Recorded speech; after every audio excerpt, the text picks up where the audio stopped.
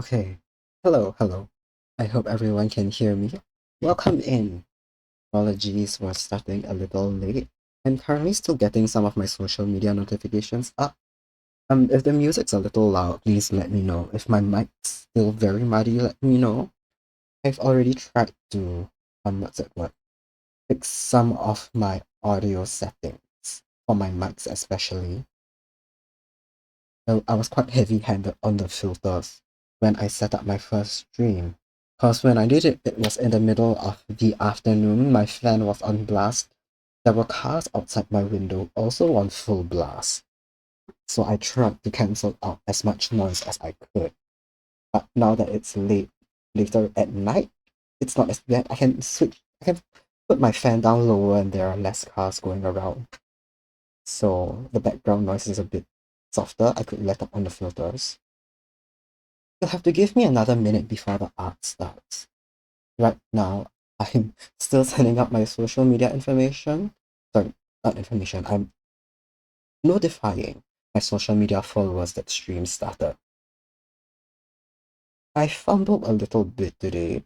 You guys, if any of you were in early or you see the stream elements chat up, you can see that I forgot to change the title of the stream from the last time round on Friday. That's funny. That's great. It's fixed now. You guys should see the correct stream title. We are on the merch grind today. So you'll get to see some really cute chibis in a while. We are back to doing some pretty cool art. That was what I did last Friday as well. But this time round, we'll be seeing the first season instead of one of the more recent ones. Ooh, you'll have to give me a minute. Um, my PNG isn't yapping as much as it should. I hope this works. Do you open your mouth? Yes, it does. Great. Okay, I'm currently sending out the new batch of social media notifications because last time round, 3 minutes ago, I forgot to include my Twitch link. I should have a stock message somewhere. I really should. I finally got commands to work, so you can look now. You can unlock. Later on, if we rate out, I finally have something that gives out the rate message, so I don't have to type it by hand again this time around. Okay, we can start real soon. I just need to get something out to Blue Sky and Instagram.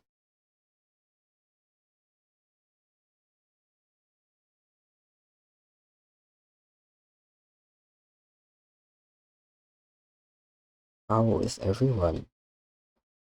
How was your weekend? We are going live on a Monday night, which hmm, I wonder how that goes.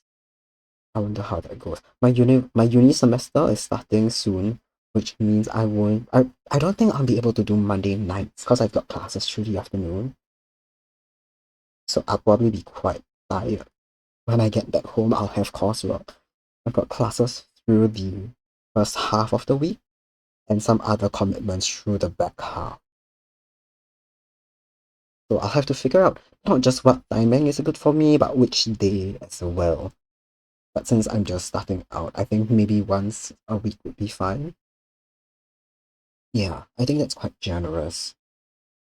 So earlier, you guys heard Rakal Selalu by Johanna Perkela, Finnish singer. I love her work.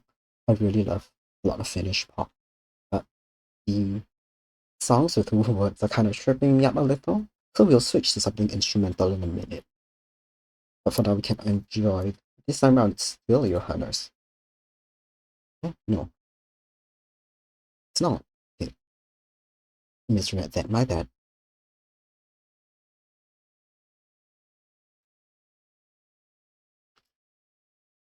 Okay, let's put on some the home music again. It's Kogasa's theme. You can always switch it up. And once again, feel free to request anything in chat. I don't have any bots set up to cue music. And what's that? Yeah, I know bots the cue music. I've seen other streamers, they have like group playlists where people can add music in, or they can take requests through stream elements, but I'm too lazy to set that up. So just type it in chat. I'll be happy to put it on. I'll have to vet music, of course, and make sure it's nothing exceptionally inappropriate, but that's all fine. Okay. Let me know again if the volumes of everything is okay. I shouldn't be too soft. The music might be. Hmm. Great. Why did I point it out the stream elements? Now it's loud and visible on chat that I forgot to change the stream info. I guess the only good thing is that I pretty much only ever going to be doing art streams, maybe the occasional Toho streams, but since it's all art streams, the category doesn't have to change, just the title.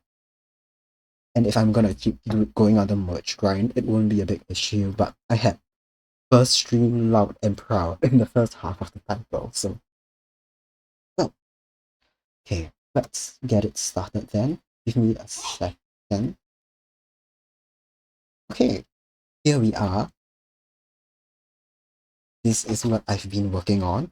The top 3 chibis I did a few months ago. I think I did it in June, and I just haven't picked it back up. I was busy throughout most of July with art fun and some personal and school commitments. This is the 3 main cures from the first series, Futariwa Pretty Cure and its movie. So that's Cure White, that's Cure White in the middle, Cure Black at the side, and that's Shiny Luminous who appears in the movie. I haven't posted it here, but if you go to my Instagram page, you'll be able to see I have a series of keychains I'm working on for the Pretty Cure series, where it's acrylic keychains, double-sided. One side they are magical girl form, one side it's in civilian form. I've done the Hirogaro Sky, Wonderful, and Kimido Idol series so far, but because the first 2 seasons are really popular in Singapore, I figured I'd prioritize doing these instead. Afterwards, I might give Pretty Cure a break. If not, I'll do Yes Go Go, maybe Princess Precure and stop it there for now. Because the rest of the seasons aren't super popular in Singapore. I'll do something for Mermaid Melody and Captain Sakura as well, because those are quite big. Maybe not Card Captor, I haven't finished the series. If any, oh, I'm sorry if you hear my cup, by the way. I've got some ice water in me, on hand, and it's clinking against a glass bottle. I'll move them away from the mic. Yes, that's what's up today. I have been struggling with the civilian forms for a bit, because what I do is copy and paste the outlines of the magical world forms and trace them over so they line up as best as they can when they're printed out. But you know the issue with flipping your canvas? Sometimes it looks a bit like wonky. And oh no, even hold on, where's okay. Even magical girl from Pure Black. I'm not the biggest fan of what she looks like this way. So I might go back to change it after I'm done with this. If not right now, because it's gonna bother me for the rest of the stream. So that's what's been holding me up. That's why this has taken a few months. Usually I'm a lot faster with the chibis, but when you give something a long break and you come back to it, and then you see all of its flaws on top of like a couple of things that you like, it's kind of painful. I'm doing what I can not to redraw them entirely because I'm still very happy with overall like their shape, their expressions, their poses. If I redraw the first 3, it's just gonna like upset me and throw me off. So I'm not gonna do that. I'm just gonna fix what I. Otherwise, I really like the shape of Nagisa's hair here. Not here so much, not here. I'll fix her little scrap in a minute. Hmm. Okay. You have to excuse me. I was out earlier today. There's a few housekeeping matters I have to take care of before I can get both of my hands on the art.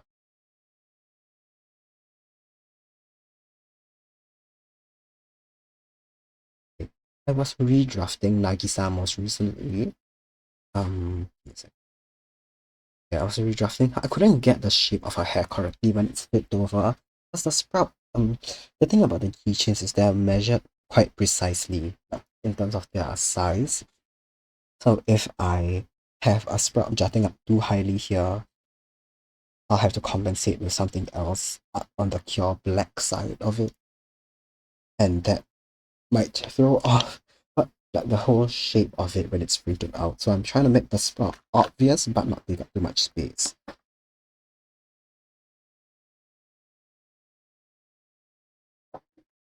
That's why it ended up sideways. Then I got upset with it and stopped drawing that day. So let's get into it.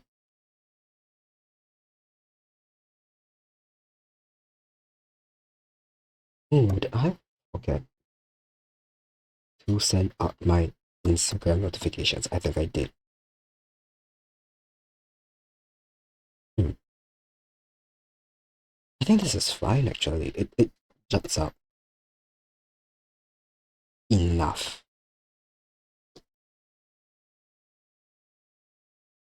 I really like this piece from Toho. This is my own Toho playlist, right? Not there's some out there that collect all of the pieces from the different games and music CDs, including the spin-offs into one playlist, and I love those a lot.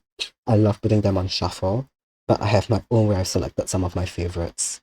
I called it top 10 Toho musics, and but there's 50 songs in it.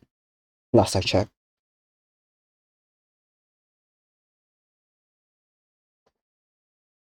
No, I need to stop editing things. Things are fine as they are.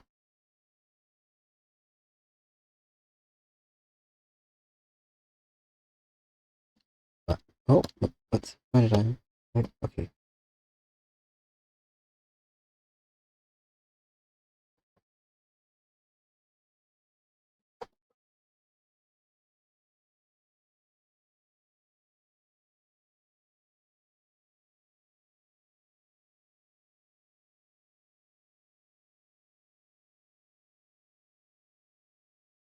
I think the issue here is with the height of her collar, which makes her neck look extremely short, and the fact that both her hands are no sorry, one of her hands is raised up, and her collar is quite high. It doesn't help it whatsoever.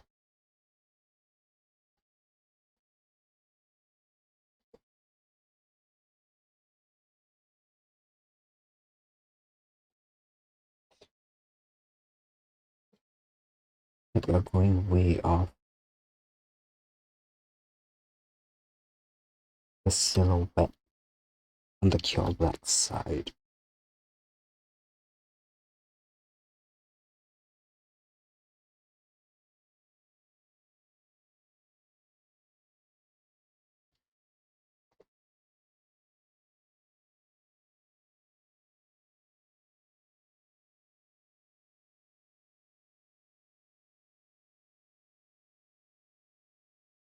This is already the second pass I've done of Nagisa's casual clothes. The first time round I tried to stick to the dress silhouette way to like 1-to-1, and it ended up like trying to make her shorts flare up to match the skirt, right? Sort of something like this, but it just looked like a shirt, like a skirt with a strange pleat in the middle. I've tried to make it less, what's that word? It doesn't have to match, that's what I'm trying to say. As long as they fit roughly within the same silhouette and it prints out well, that's all I need. And then just stop being worried about the little perfections. Because the thing is, you're gonna be printed out as a 6 centimeter keychain, right? So if we account for the edges on the side for the for this, you can see here I've got a slight pink outline, just so that any like bits and bobs like this that stick out, they've got some like wiggle room. Oh, okay, sorry, I bumped into the mic. As long as those align, whatever's inside can be different. And since it's coming out as 6 centimeters, which means the artwork itself is coming out as 5. It's really small. You can't see like the imperfections. You can see right, if I zoom in really closely, you can see this side here, there's a bit of line bleed from her body into her face. When you print it out at 5 centimeters, you're not gonna see that. But I know because it's gonna be like a paid product, I want it to be flawless. I'm gonna post this chibi online. I'm gonna sell the art. I'm not happy if there's like little bleeds here and there. But like no one's gonna see them until I point it out. For real. The first few batches I printed out, I made them like so perfect. I made some of the shading really detailed. You can see at the back of their head. Oh, just I didn't color in that line up there. You can see the back of her hair. It's shaded over with polka dots, which I found really cute, right? I love this kind of like little screen tone details. I find them so cute, but when it's printed out,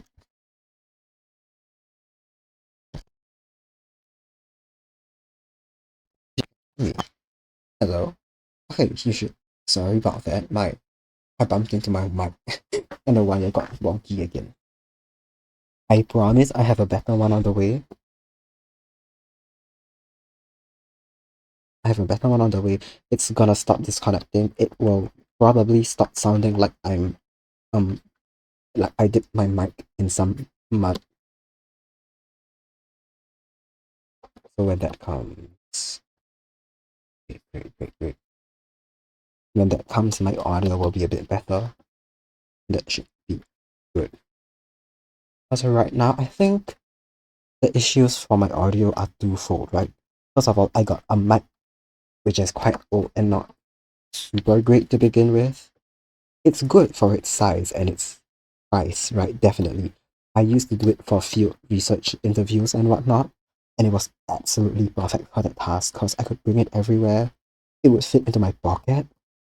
I would plug in an adapter and it could play. It could record on my phone on the go, and it was quite sensitive. So, one bad thing about that is that when the wind blows, right? When the wind blows, it picks up nothing but wind. Otherwise, it's sensitive enough to capture people's voices, their environment, which some feel environments. It's nice to like kind of get a feel of where they are. So that's great.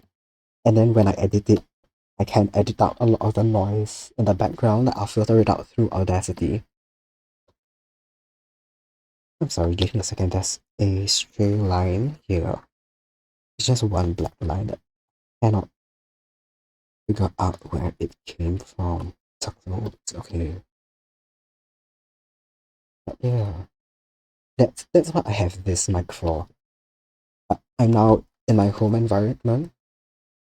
Oh, I think it's the live noise cancellation that's half of the issues. Because I used to record things in the quiet of my home through Audacity, and the audio wasn't extremely muffled. It was quite sharp, yeah. But then I'd have to noise cancel, and that took away a lot of the sharpness. As is expected, it will cut off a little bit of my voice with all the background noise. That's fine, that's fine. Doing it live, being prepared for like worst case scenarios where a car drives by my window, there's a huge ground, or like I slam my leg against the table, and you guys hear nothing but static.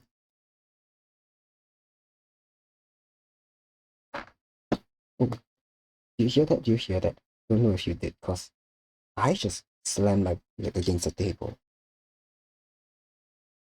and my mic shouldn't have picked it up.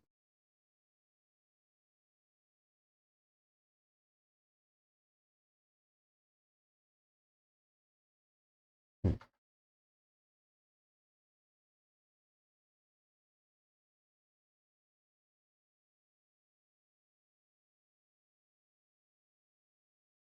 Okay, okay, great. Hello? Hello? Okay, okay. It's still a bit muddy. I'm listening to my live playback right now. It's not as bad as the first streams, but still not as crisp as I would like it to be. It's okay. My new mic's on the way, and that should fix itself.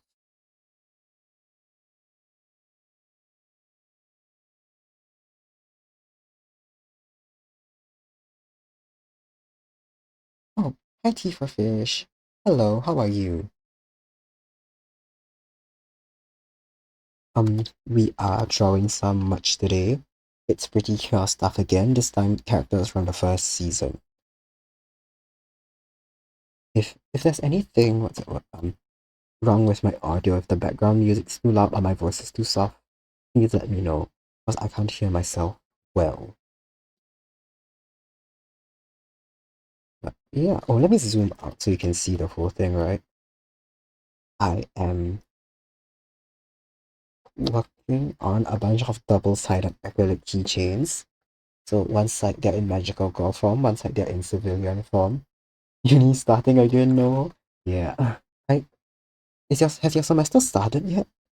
Because mine starts next week, so this is the last week of freedom I'll have for some time.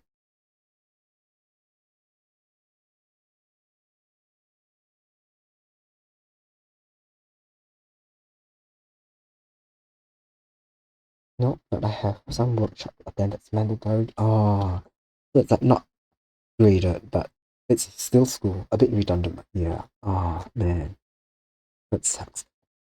Yeah. Oh, okay. Mandatory non-graded. I hope at least you have some fun. Has it started today? Anything? Or not yet?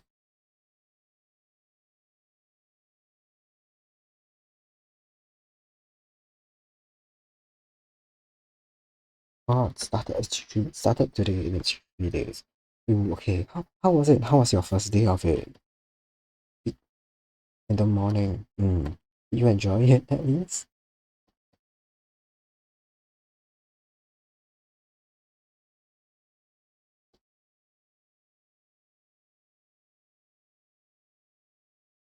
Not really. It's pretty basic stuff. Oh, that sucks. No, then it's a waste of time as well. At least you have a classmate with you. Yeah, oh, that's nice. Yeah. It's and then you can share the suffering.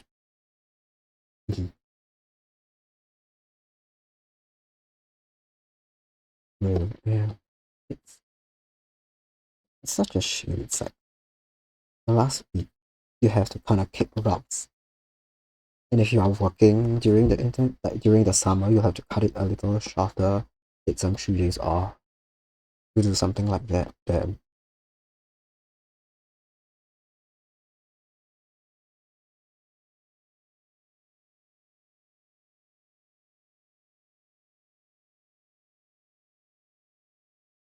maybe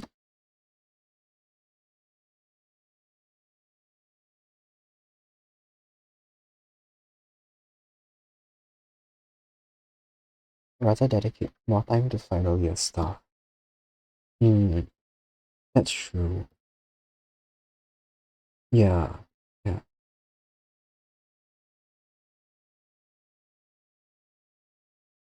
Gonna be a 9 month baby. Has that final project started yet? I don't remember if it. Or is it this coming semester till the end of the year, like end of the academic year?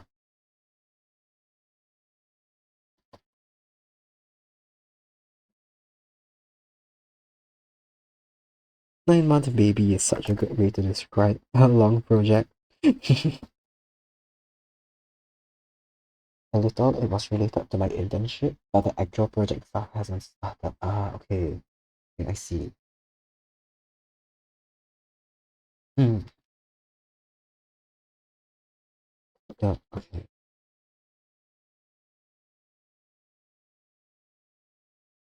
How was okay? I know.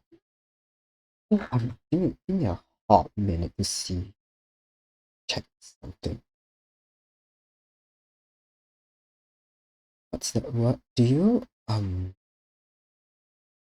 I know you had a art fair in uni yesterday and you sold some crafts. How did that go? How you're doing yours right now? Okay, fantastic. Yeah, do what you gotta do. If you gotta lurk as well.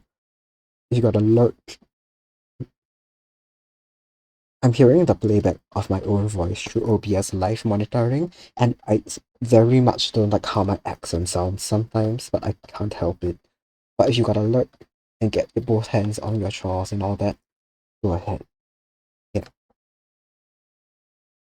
But yeah, how was the fair yesterday?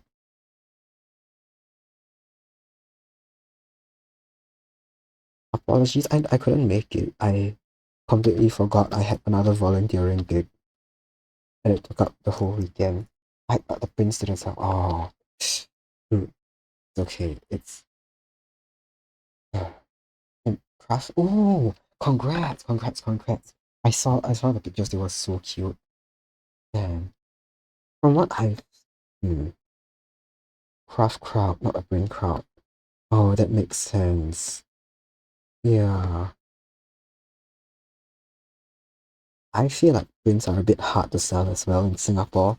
I had some the last con I was at and they sold not volume wise, like ratio wise, like they sold the worst. Functionally, it's no one in Singapore has space on their walls for shit. Yeah. It's yeah, volume wise.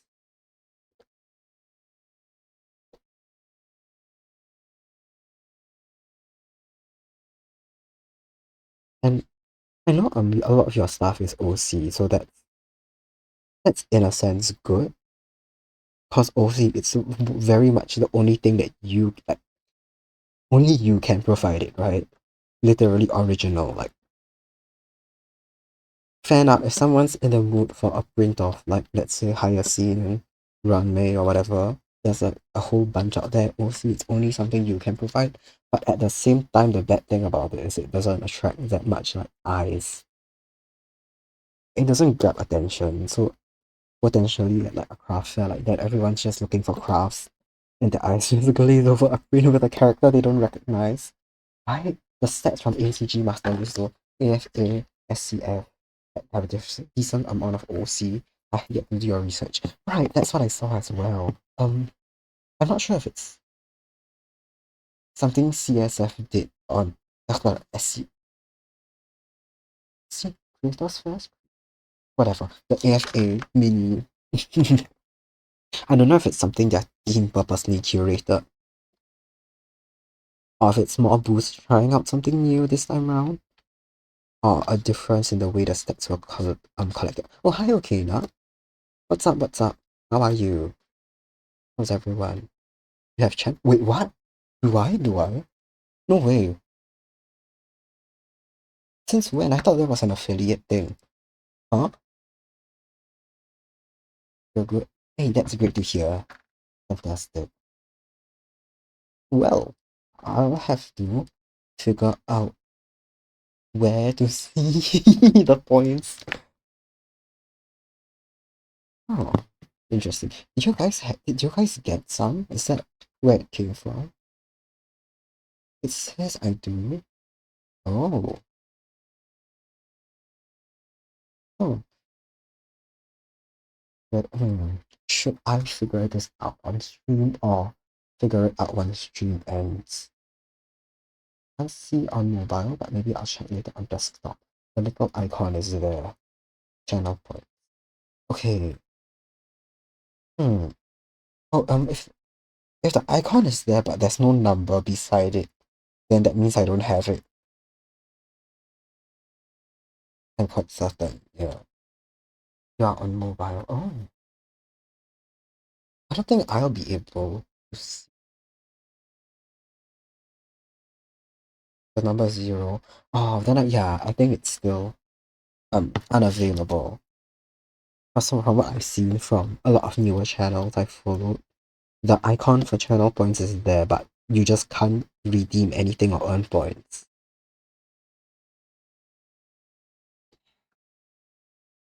Anyway,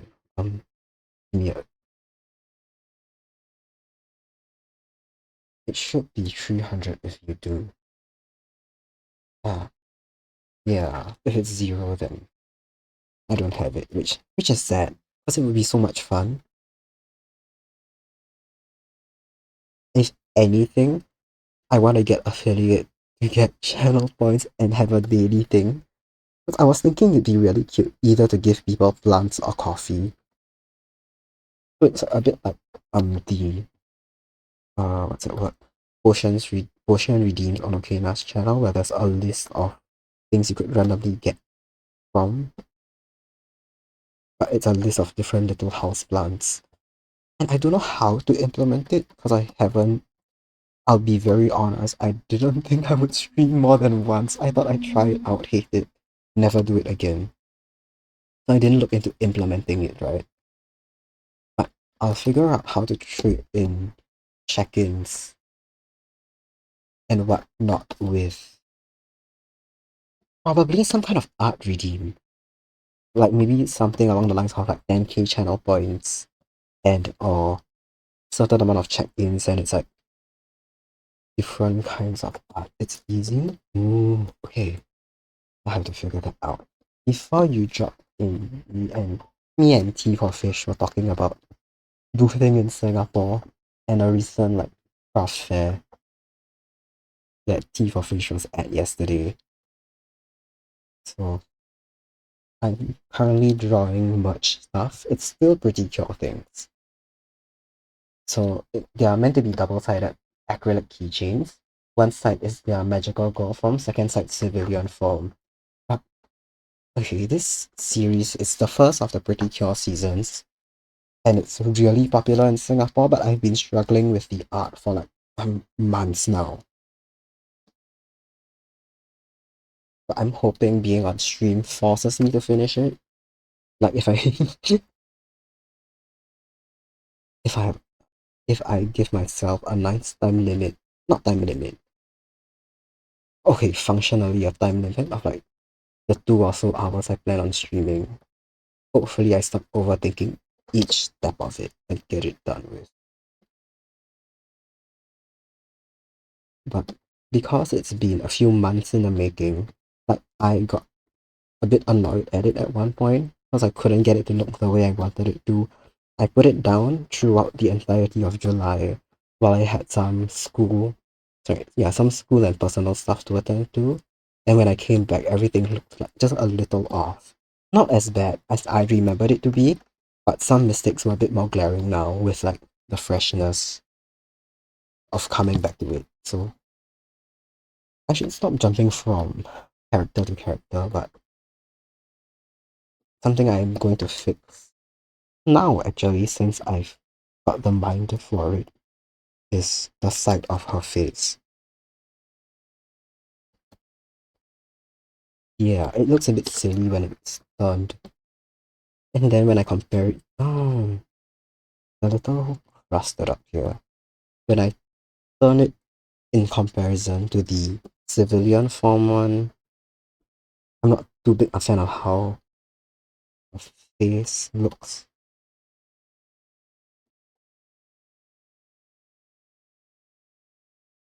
You're on the way home. Oh, okay. You had dinner with. Oh, ale. Dinner. Lovely, very lovely to hear that. How's Ale doing?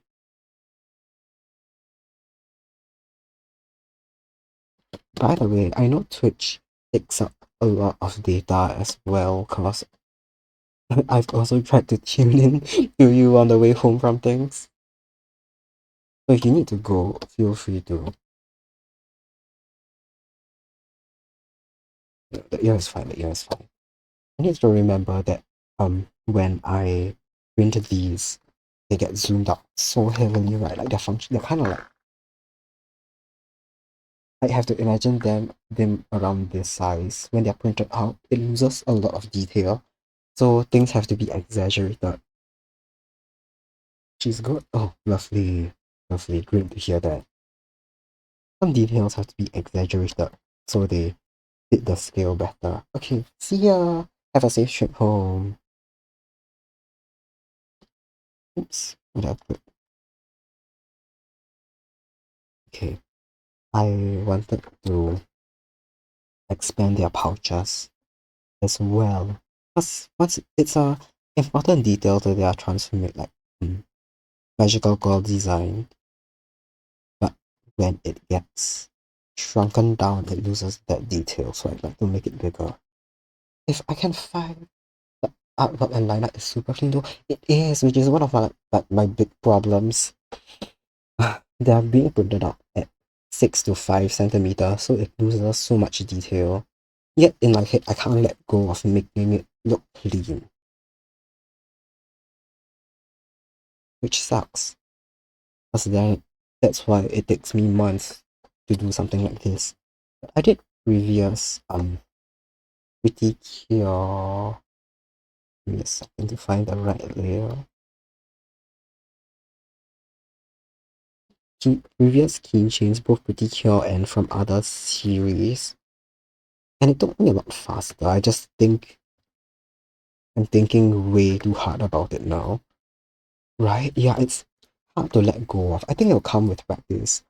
I know it's something I can do, cause for art fight, I was churning art out at like a supreme pace, at horrifying pace. So I know if I want to be a fast drawer, I can switch my brain off and do it. But if I'm making like a paid product, I feel like the pressure to make it like functionally perfect as it could look. When that's not necessarily what it needs to be. What I need it to be is expressive and speaks to the character and my style more than anything. But it happens, I still get the psychological block. Relatable though, yeah. It's so real, it's so real. I've tried to watch a lot of like streamers on Twitch who do art streams, especially those that booth and make much as well, and just try to like tell myself, they go so fast and their lines are like never put like super perfect. Their coloring's not perfect, but it's expressive and then like it prints out perfectly. Because yeah, they can draw big and then it comes at like 4 cm, like, oh okay, can't see half of it. And it still looks good. So I know logically all of these things like are true, yet it's difficult to execute. Like when I print these out, right? Because I did a previous batch of pretty cure ones. Yeah. And you can't even see the polka dots. Like you can see it's like purple, right? Because the gradient and like the dots are there. But it's truly like Among Us green tone. But you just cannot see the individual dots. Unless you like go hard, like just stare at it. No, in fact, I think I got one on hand. Unless the contrast is quite big, right?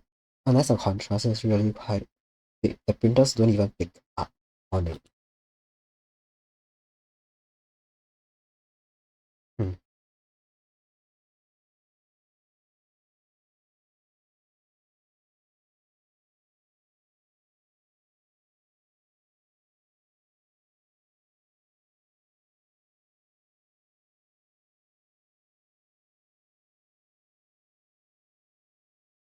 Give me a second. One of my family members is calling me. I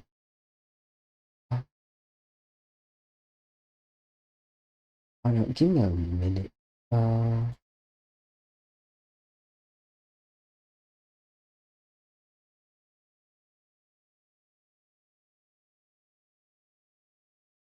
I'll be right back after this.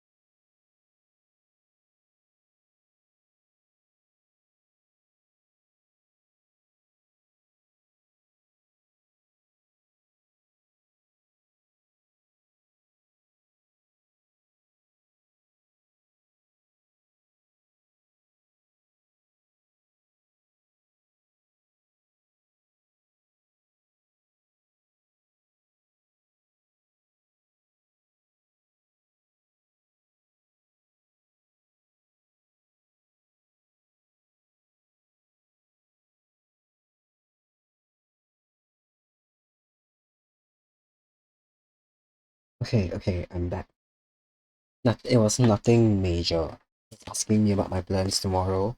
I haven't told my family I started streaming yet, so they think I'm in a call with a friend. So yeah, didn't what's that word? Thought it was nothing. They were interrupting nothing, which is fine. It's on me. I didn't tell them. But you said low-key keychains are nice to make, but I feel like I'm stepping into a saturated market. TT. Super secret hit streamer. It's you and five other people, majority of which I know in person, two of which I message directly upon starting stream to tell them that I'm streaming. Hehe. What's I say? Oh yeah, the saturated market keychains. Hmm. I think yeah, saturated. It's not. I feel like it's still not as saturated as stickers. In Singapore, at least, everyone does them. But it also depends um what kind you mean. Okay, I'll let you finish that sentence. But a lot of people have them. People don't have space to keep buying stickers in a sense. No, sorry, not stickers. Keychains. People have that many keys. Like OC charms may do well, maybe. Hmm, that's true. I've seen what's that word? Some really aesthetic ones. Like they're not tied to any fandom. Maybe they're like a bubble tea or they're a shaker charm that's like a potion. I've seen those two quite recently. Recently, carabiners have been like hitting the market and they've been doing pretty well. Everyday objects, things like birds or food. Yeah. I've seen some food ones do really well. You forgot about shaker charms. That's true. Hmm, they're a from what I saw, they're just a little annoying to make. I've never tried it myself, but I want to, and I've seen them go quite hard. So it could be like a worthy investment. But yeah, I think you're right. OC charms might do quite well. I think some like novel ones as well.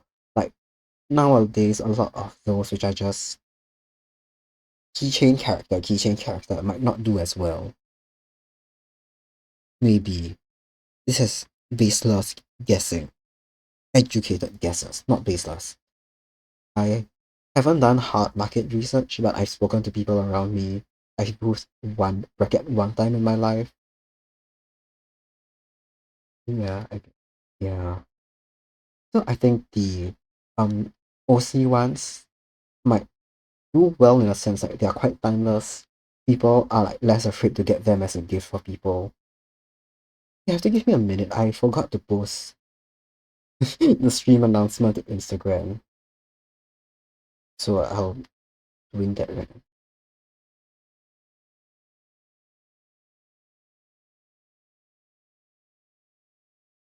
Hmm,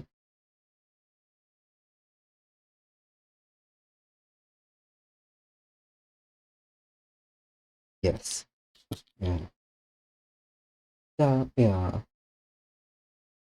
Stickers, prints, keychains, they are the top three things I see the most at Singapore cons. But to be fair, they move quite well, like in general. The prints that move the fastest from what I've observed are from already established artists, especially like the overseas artists that you follow for a while and you just like really love their art and you're happy to have a big one hanging on your wall. And that's fine, that's understandable. Stickers move quite easily because they're quite small and generally cheaper. And I don't know about you, I fucking love stickers. I love hoarding stickers, I love using them. I write my uni notes by hand. Oh, your favorite artist are print artists, to be honest, and stickers go hard. Yeah. I guess it really depends on like I don't wanna say quality, that's not 100% what I mean. Whether or not you resonate with the art. Yeah, that's it. Whether or not you resonate with the art. So if you've liked the art already, if you vibe with the style, that's probably one to print. That's my line of thinking. Let's it does go hard. Right, And stickers, you don't have that much room to be like silly with them. At most, you can like add glitter or stuff. You can't go mad with them the way acrylics do. Trying different markets probably help to. Yeah, yeah, definitely. Yeah, like different audiences. Yeah, I think since I know we were talking about the illustration fest. Is that what it's called? The illustration one in Singapore, where like, it's a lot of prints. Yeah. I think I'm trying to think. Illustration art fair. Yes, that's the name of it. Thank you. Thank you. Oh, give me a second. I figured out something. Okay, they were in the wrong folder. That's why I couldn't find them. Anyway, yeah. Drop back in later. You need to wash up. Okay. See ya later. Thanks for dropping in. See ya. Oh, bye. I'm curious now. What's like? I don't know if ACG Events Master List has this data. I'll have to check later, but I don't know if they've got type of merch by con. So I can see maybe like AFA and Dojima. Maybe one of them has more prints, art books. Probably not. I think they only do fandoms by con. They've got a survey up for different audience, like for what's it? What? They have a con goer, like an audience survey, not creators yet, where people get to input what their favorite kind of merch to buy is. And on there, stickers are high up stickers, and then keychains and stickers, keychains, prints, they are the top 10. I think tote bags were quite high up as well, which is, I respect it. I love a good tote bag. I love it so much. I have so many. Every half of the events in Singapore, you go there, they give you like a little door gift. It comes in a custom tote bag. And like, I go home from every event with one. And it does, for the sake of environmental sustainability, I do use them. If I can feel it's sturdy, it's a grocery bag or a bag for library books. Otherwise, I kind of, hmm, how do I phrase this? Sometimes I bring a little tote bag of like stuff to school, right? Because on like days if I've got some stuff's going on, if there's a school club event and I've been tasked to bring like logistics, I'll carry my stuff in a little tote bag and I'll cycle through the different ones I have. If I go shopping at a convention, I'll cycle through my favorite bags. At the end of the day, they're still like functionally an accessory. So there's some that are like there are some from like arts events I did which I really like the way they look and I'm happy to flaunt them around. Or like stuff that I did buy from creators. I'm happy to flaunt them as a fashion accessory. And then other ones they are like grocery stores 5th anniversary. Not 5th. Grocery stores 50th anniversary. Yes, okay, that's not glamorous. You are surprisingly flimsy for a grocery bag. You will go in the bottom of my main grocery tote bag in case some things overspill. And yet, despite having a purpose for everything, I can still never finish using all the tote bags I have. So I try to stop buying them. Even though some are really cute. Not just at conventions, just like out and about. Maybe like Pokemon releases a collab. Something I really like. And you got a tote bag. And I wanna buy it, but I know I've got no real use for it. So just enter the rotation with like 15 other tote bags. I'll have to live with that knowledge. I don't know if you guys ever some online call it girl math. I don't believe in calling it girl math, but when you buy an item, you calculate its price based on how many times you're like need to use it before you get your money back or something. I can't explain it, but I do that with bags, right? So I think like if I'm buying a say $30 bag, how many months and years will I use it before I like earn it back? And I'll usually like boil it down to like 5 cents a day or something. Not 5 cents, like a cent a day.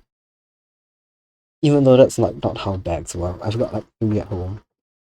And those have hit like those what probably have earned me money with how long I've been using them for. It's not how it works at all. But it feels better when you like use one thing dearly as opposed to using like how do I phrase it? You can use something well, right? But you can use it like say over the span of a month versus something you use regularly for a year. It just feels better to like stick to one thing. Consume less. Yeah. That's why I've been talking myself in circles to say to tell you to consume less. Reduce. First part of the cycle. Reduce, reuse, use, recycle. It feels nice to reduce consumption overall. And that means like buying less stuff and reusing what you already have. Yes, okay. I'll probably start on coloring this soon. I need to stop worrying about the lineup because it's just gonna look like shit if I keep worrying.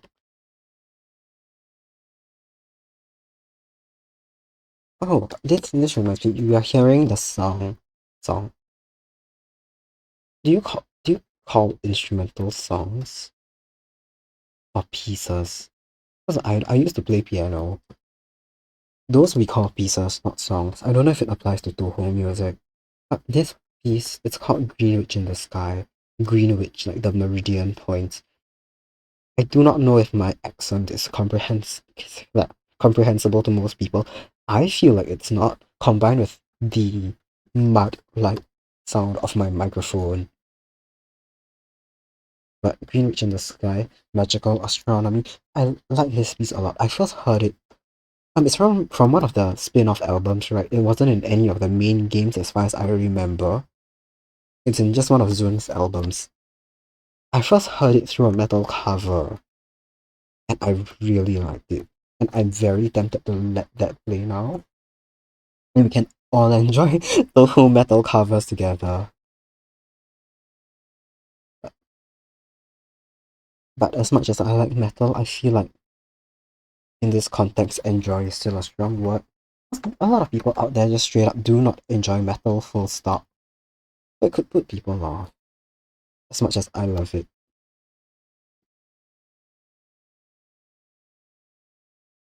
I've been lucky to be in the company of people who like metal as well, or people who, even if they don't like it, they don't judge it. And that's like so important in a friendship, or just any relationship. To like be not judgmental. It sounds so basic when I say it out, but I have had to spend time with people. Like when you say you like something, you can feel them. Like you can feel their stare turn questioning, and they're making assumptions about you in their little head, and you can tell, and it sucks. And they're like, "Oh, metal, that's interesting. That's unique." Ugh. As opposed to someone who like has accepted it as is. Oh yeah, I don't listen to any metal. That's cool. That's cool. What bands do you like? And I drop three names and they know none. And they're like, wow, great. I'm like, what do you listen to? And they're like, I love bedroom pop. And I'm like, wow, I heard of that. And they name three people I don't know.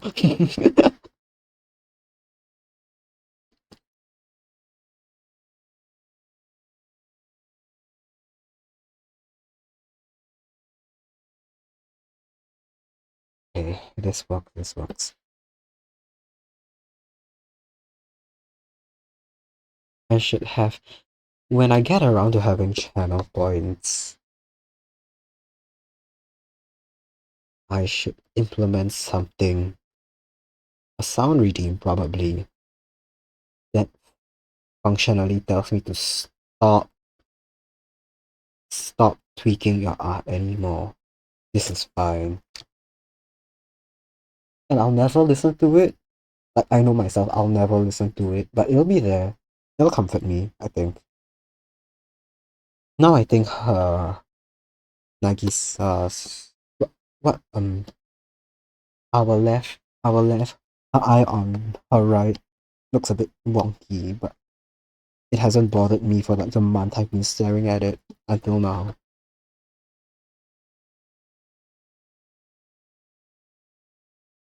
That's fine, that's fine. When I zoom out and picture it's at 5 centimeters, it's perfectly fine. I'll start coloring it. If it's actually bad, then the silhouettes will be a bit, what's that word, wonky? Yeah. The silhouettes will be wonky and then I have something to complain about. I don't remember why I had just her base skin palette copied and pasted with the line art, but it's here. It's here. We can work with it. It's fine.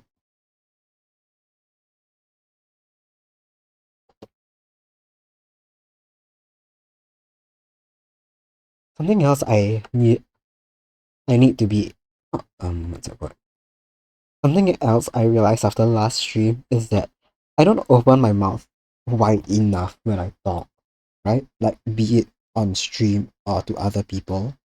Especially on stream. Because I'm the only one in the room. Even if I'm talking with people, like when you're with people, you just kinda you laugh a lot more, you laugh harder. You have to shout or like you lose yourself in the moment and you just open your mouth bigger. When I'm alone, I don't do that. I speak a bit softer. So my mouth doesn't open up as much and it takes more effort to speak and to get like a quality to my voice which I actually like and get it like less nasal. But it already is so nasal. I'm gonna have to practice talking from my diaphragm and getting the back of my mouth opened up. I will say something that's crossed my mind is wholeheartedly starting every stream with a fucking karaoke. It would suck shit, right? I think it would drive away so many people. It would drive away so many people. Oh my god, I cannot even imagine how bad it would sound through this mic, but I wanna do it. I performed in a band for some time, about a year.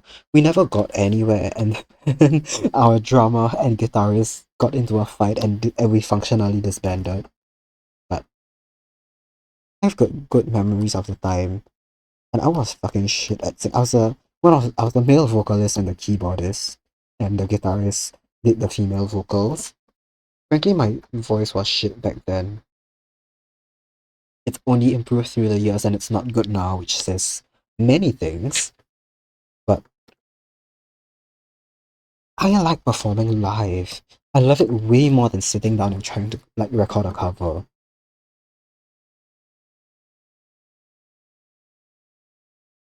So even if there's like what one viewer, no viewer, I'm kind of thinking like, right? I've been trying to record like just any studio version of like a cover, so I can have a cute little animation to go with it. I've been trying to do that for like a full year, and I haven't set up on a single version I like. I'm thinking, what if I just started singing live again through stream? Because in person, I have got to face the consequences of performing badly. I may not have a band who can get disappointed with me, and an audience who can absolutely hate me. And I can get that over stream. But I feel like it might hurt less. Someone can type you suck into chat. I'm like, yeah, I know. Don't gotta tell me. As opposed to like hearing it from someone's face and like their expression, they're like scrunching up their face, and I'm, oh no, that really hurt you to listen to. What if I took a 5 minute break from drawing and just put on my pop playlist and started singing? And whatever happens with that, and however bad this what is going to be, I have to live with it. That's that's been a tempting thought. Not gonna lie. I've thought about it last couple days. Oh, sorry if you heard that. I slammed my cup into a glass bottle again.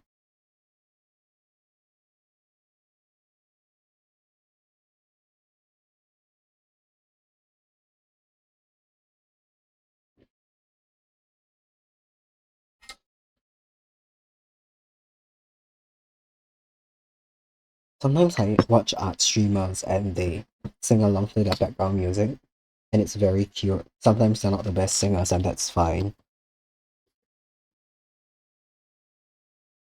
Hmm.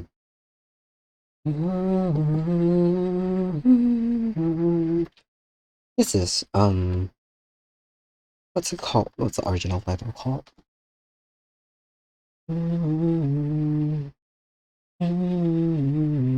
Reincarnation, that's what it's called. And it's the basis of the Akatsuki Records hit single Harmonation. I really like it. But for a lot of non-English songs, I usually sing Japanese ones, some Finnish ones. For a lot of non-English songs, I have to be looking at the lyrics because I don't remember what the words mean. So I'm gonna sing something wrong and I'm gonna call someone's mother a pig.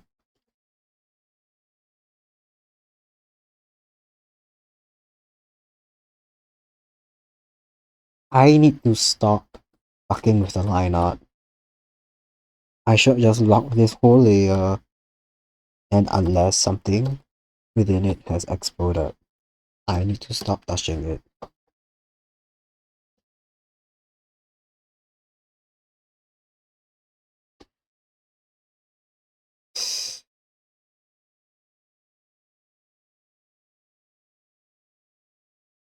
Oops, oops, oops, oops. I'm a bit confused. Oh, is it on a multiplier layer? Ah, okay, that's why it looked like that. Okay, that's why.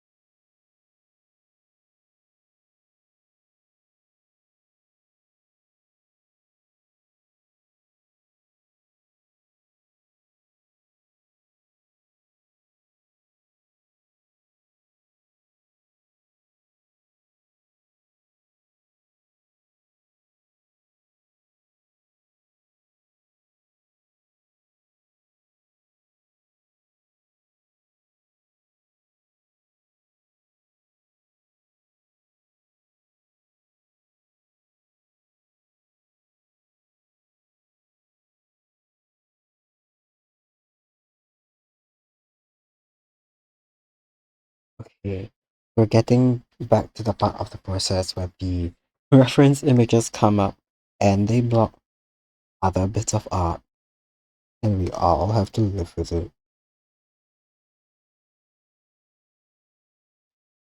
Okay, sorry, Honoka. I'm sorry.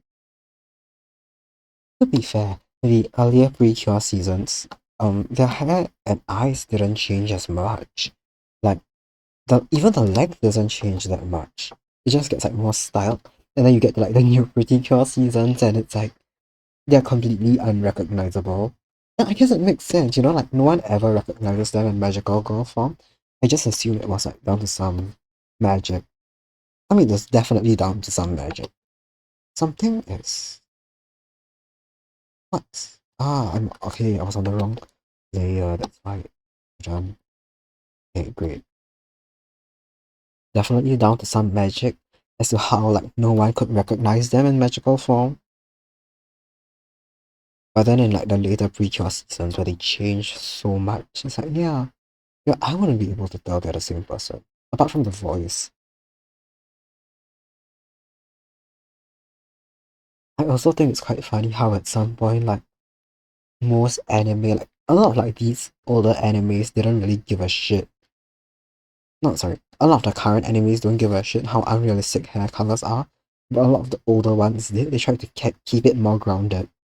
And towards like natural colors. So you could still have like Japanese people with bright red hair, even though that's I'd say quite uncommon realistically.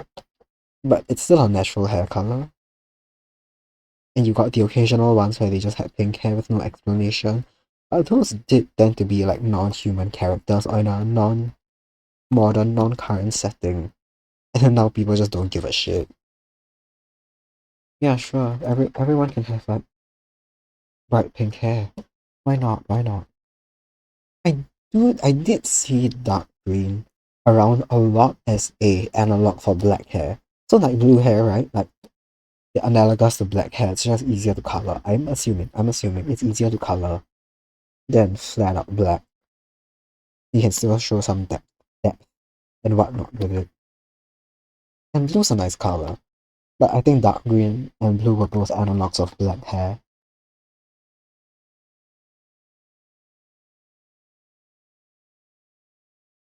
So you had that as an unnatural hair color. To be fair, in some like lighting, especially colder indoor lighting, black hair does show up as blue sometimes. And then like when you go outside in natural lighting in the sun, it turns to a like brown. Yeah, it's like you catch flakes of like brown, red, orange in it, which is really pretty. Not flakes, that's not the word. Strands. Yeah. Am am I biased because most of the people I know have like jet black hair, which turn brown in sunlight? Yes. Does it? Am I wrong? Is it not beautiful? Am I wrong?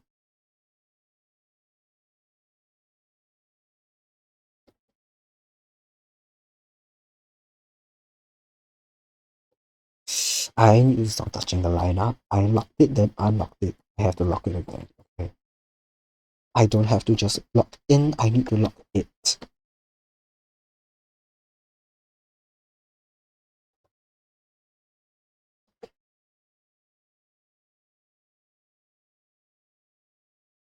And I'm gonna be honest, right? Half the time, my favorite part of a drawing is just like sketching it out, drafting it, never touching it again.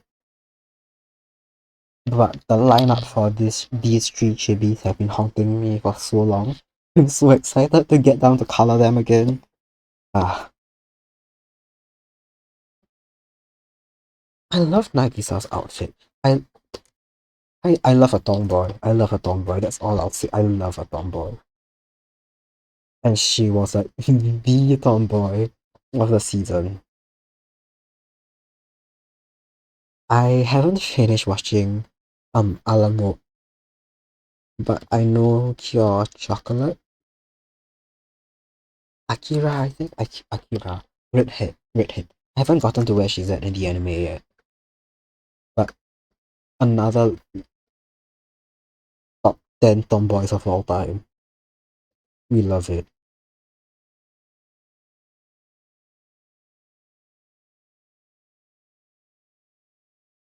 I also remember I rewatched Hotari wa Pretty Cure relatively recently. All things considered relatively recently. And I remember being mildly annoyed that like Nagisa wasn't gayer. Like, forgive me for the biasness, but sometimes I see a tomboy and I think lesbian. And that's delightful because we do love a butch lesbian. But then like first episode on, she's the one with like huge crushes. Like she says a huge crush on a boy. It's in a very like childlike sense where like she knows jack shit about the boy. She's just on the football team and popular, so like okay, crush, yay. oh, he's nice, crush. Hey. And then she receives like fan mail, letters in her shoe cupboard, which is fan mail, but they're all from girls. And she's like, what's the use of being popular with girls?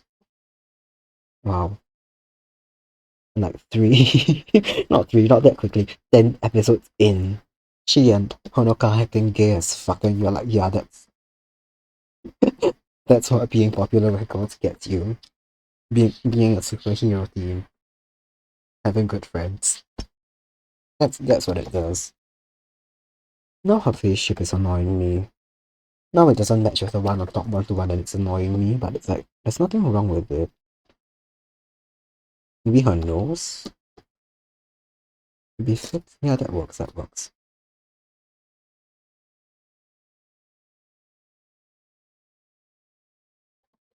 That's fine. Wow. Maybe the key is to stop zooming in on anything. Maybe that's what I need.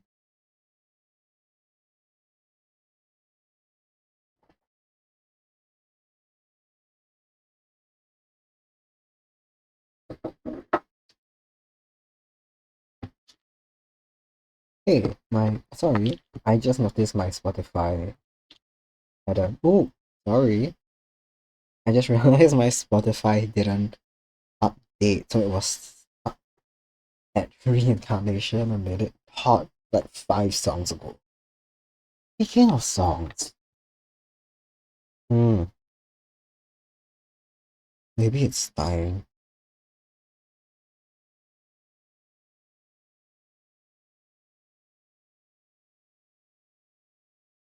Maybe it's time for me to start singing. Hmm.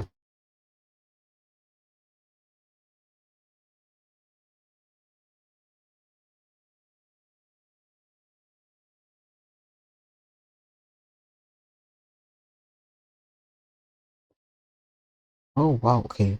I wasn't clicked in, hold on.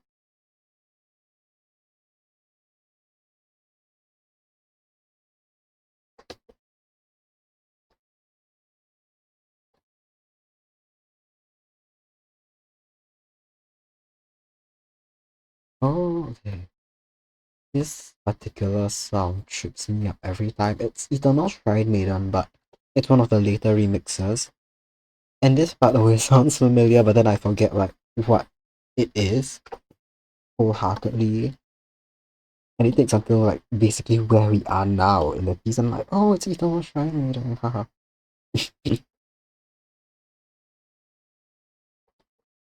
Yep. Mm,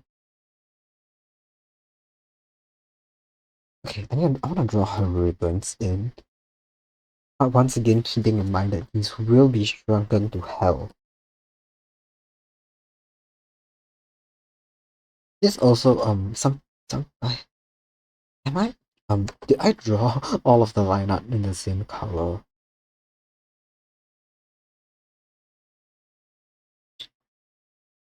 A long while ago, I stopped drawing line art in pure black because I realized I didn't like how it looked. Even though I always go back and color in internal line art, I've realized I just don't like how black line art looks, even when I'm working on it. Which means sometimes I just can lose track of what I'm like color what I'm doing line art in because they're all some kind of like dark color, right? I usually pick it to fit the vibe of whatever I'm drawing. So if it's gonna be a One Piece, dark brown, Cool Piece, dark purple, dark blue, character that's like mostly green, so it will be green or blue. Usually blue because I feel like green colored over looks strange on skin tones. Even though I don't think it hmm, I think it's a trust the process kind of thing. Where if the general palette looks cohesive as green, then green shading and green line art on skin doesn't look bad. At the same time, look at me and tell me if I look like I'm good at trusting the process. I saw a piece of Ace Attorney fan art recently that was shaded almost entirely in a green hue, including the skin, and it was good, beautiful even. It proves to me truly that there's nothing wrong with like green shading and line art on skin, on like reddish tones. It's how you execute it, how cohesive the whole piece looks. I did a challenge a long time ago. It's called November. I don't know if you guys have heard of like Inktober, but it's a month-long challenge thing where every day you're given a new prompt. November is something like that, where you just cycle through the color wheel every day of November. I did one that was what's that word? Toho characters. Yeah, Toho characters, but I linked them to the given color that day.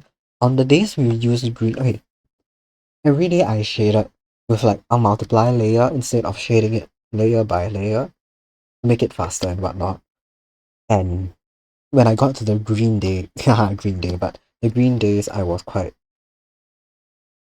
flustered, if that's the right word, about using green to shade because I thought it looked like strange and muddy.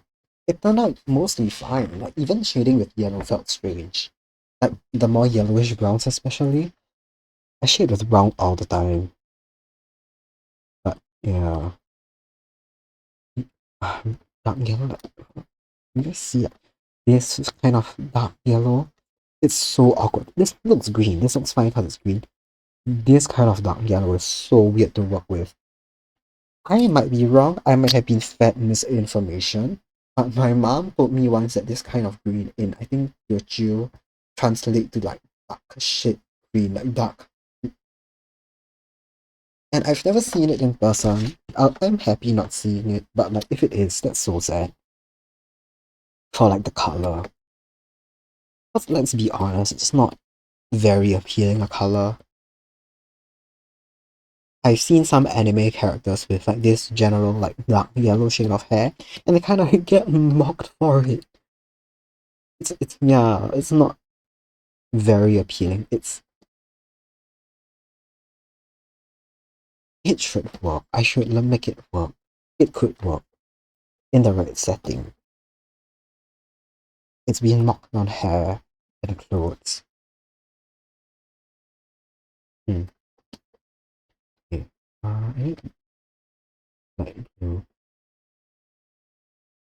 Oh, what are we on? Is this the idol entrusting the world to idol? No, it's Hidden Star, my bad. Hidden Star in Four Seasons. Oh my god. I'm thinking if I should pivot to playing Toho after 11 p.m. Because I'm kind of in the mood for it.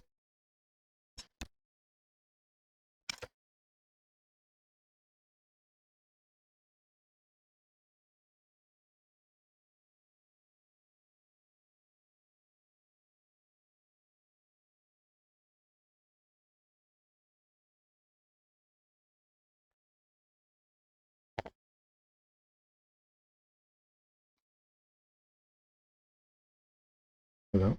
Is my mic back on? Yes, I slammed into the wire. I slammed my cup into the wire, onto the wire, and it is connected. But I think we are back.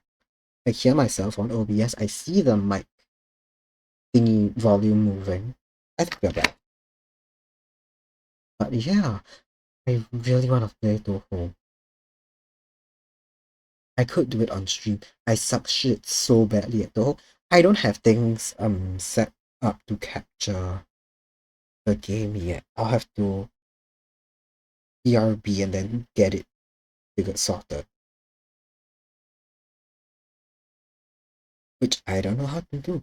If you guys were here last stream, you would have realized that I don't know how to put on one screen while I toggle fuck around with another.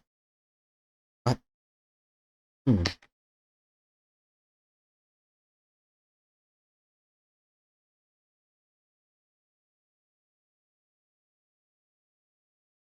I could. I could.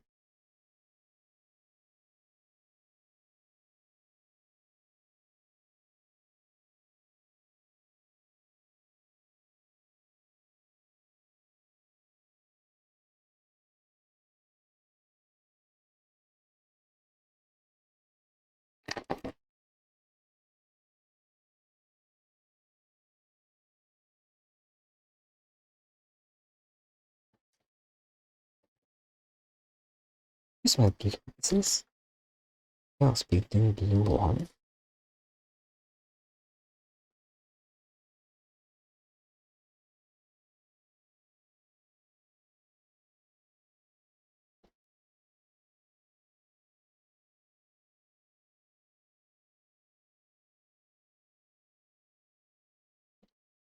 Mhm.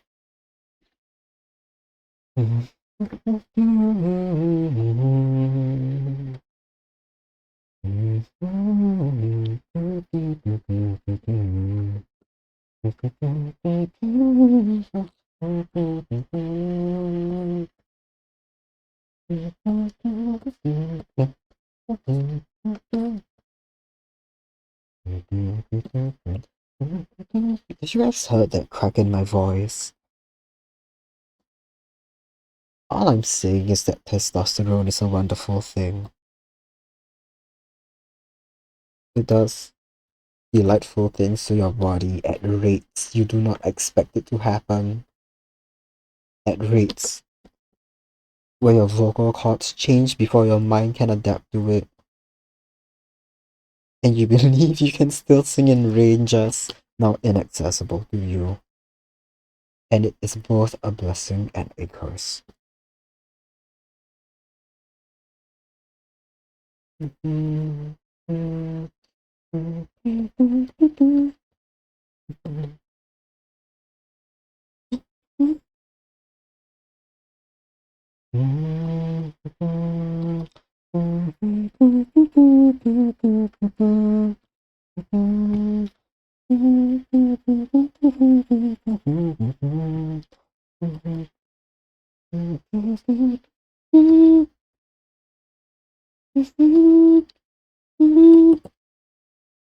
What's playing on my mind right now as I hum along to this song is Akatsuki Records version of arrangement of this called Metamorphosis.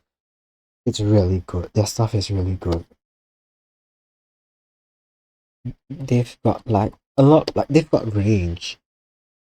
They've got all like the cutesy hee hee ha ha songs like Trance Dance Anarchy, but they've got the more like story based ones like this, like Metamorphosis and Omen, and I'd say even Combinations. I really like those.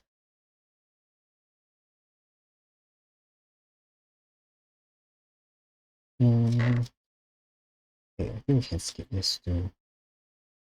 Mm.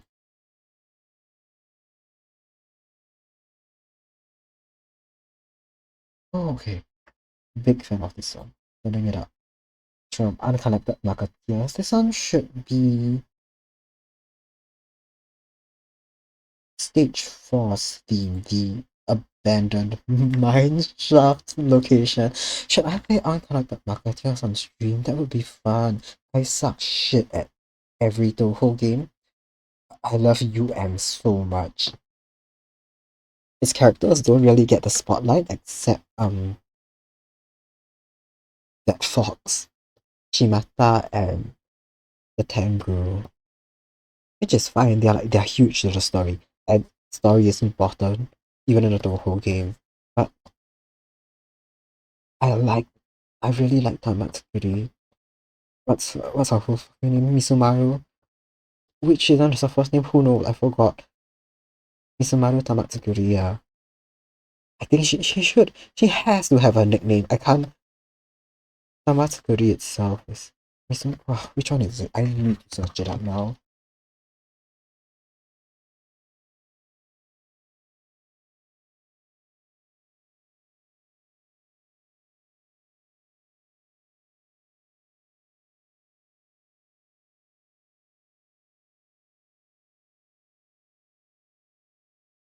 Her given name is Misumaru. Okay. Misumaru, yeah. That's fine. That's easier to say. But she she's quite an interesting character to me. In the role of like the story, she's revealed to be what one of, if not the creator of I think she is the creator of the Yin Yang art which Reimu uses. Reimu, our main character, main attacker, that thing we've been smacking around since highly responsive to prayers. Mitsumaru made them,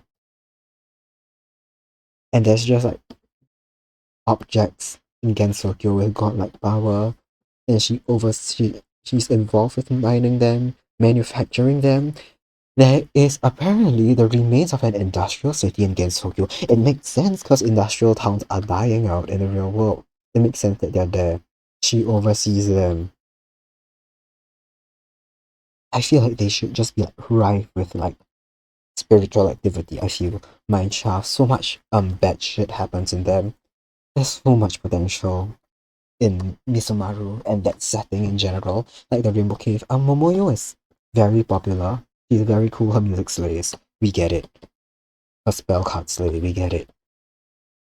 The real solution to get Misumaru popular and to get people talking about her, of course, is to draw her and Momoyo kissing.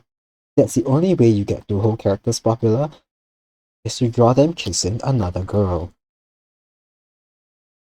Which is why... Do I want to jinx it? Do I want to say it? Do I want to... I think it's fine. Another ship I love and another character that I feel is like so overlooked is Mayumi Jotoku from Wily Beast and Rika's Creature. She's very cute with Keiki. They are popular, I'd say, mostly because they're in that ship together.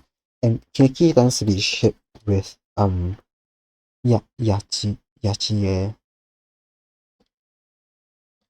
I Yachie, is that her surname or her given name? I see the whole characters all the time referred to either like their names are either written out in Japanese or like Western style, so it flips back and forth constantly. I refer to them by full name like half the time. I have no fucking clue which is like yeah, it should be Yajie. That game came out years ago, by the way. It's very shocking to remember it. Like Wily Beast and Hidden Star came out pre-COVID, right? Hidden Star in like 2016 or 17. I think it was 17. Wily Beast 2019 or 2020 straight on the dot. I cannot remember which. But they feel like the new games in my head. They are not anymore. At all. And it's terrifying. Like, I'm getting old. Toho is so old. In a good way. It's like it's got longevity, which is a good thing. I'm getting old. I remember when fucking double dealing character was a new game. I remember when Hopeless Masquerade and Ten Desires were the new games. When I couldn't remember the lore or music or name of um Miko and Fruto and the gang because they were long and the whole story was Taoist now and like damn okay I remember none of this shit. And like now they're like part of the whole fabric because Ten Desires isn't the new game anymore. Wild. That shit. I need to stop adjusting this. It's fine as is. I can go on to color. Hmm.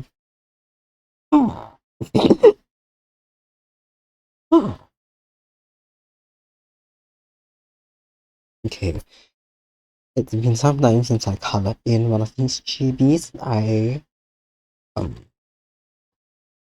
didn't remember if I colored them straight on to the layer or if I use like what's that word? A multiply and screen layer. I didn't. I colored them straight on, which is fine. I expected it. I love as much as screen and multiply layers are like very convenient and time saving. I still just prefer the way the colors look when I get to oh, when I get to select them myself. Okay, we can hide the big Nagisa now. She looks very orange today. Am I going mad? Right? Her hair here is way more orange than the hair on top. It is. It is. Oh, I love this one so much. Oh my god. It's from Hit New the whole game Hopeless Masquerade.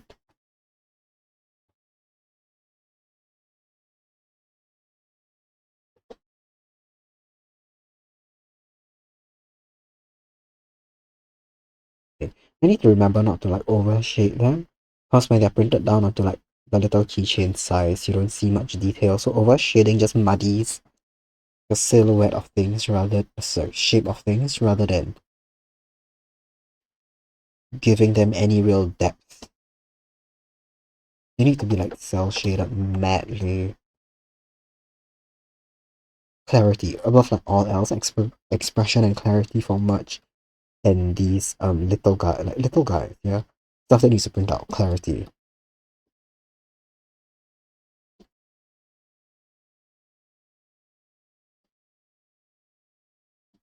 Clarity and expression, yeah.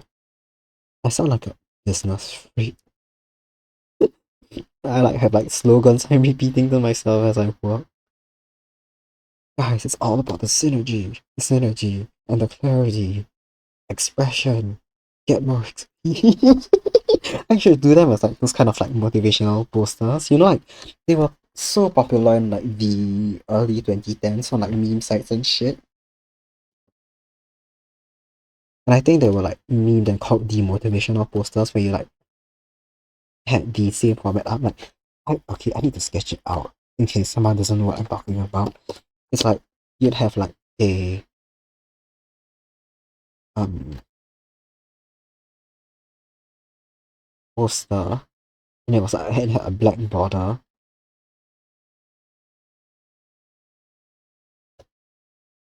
and then it would be something like success and then like a fuck ass lion and then inside is just like a whale emerging from the water. Success, it's about knowing your limits and knowing when to try again. Sometimes the pictures were related, sometimes it wasn't this. And then people started putting like bullshit pictures and captions in there. I sound like that right now. Expression. Drawing something small, that's all that matters.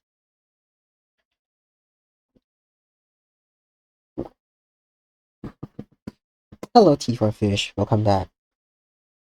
Did you hear my mad spiel about motivational posters? I'm not going to repeat that if you didn't, I'm sorry. You have. Shit, you have. Oh, okay, okay. It's fine.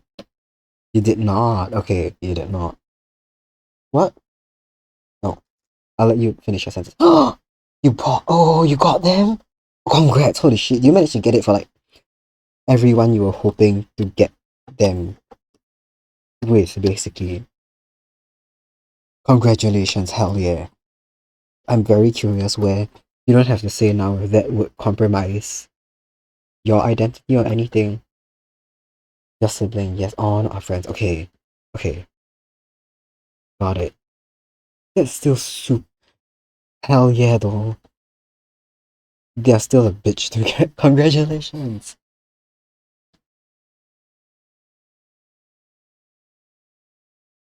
I need to get better at realizing that there's a bit of a delay between chat and when I receive it.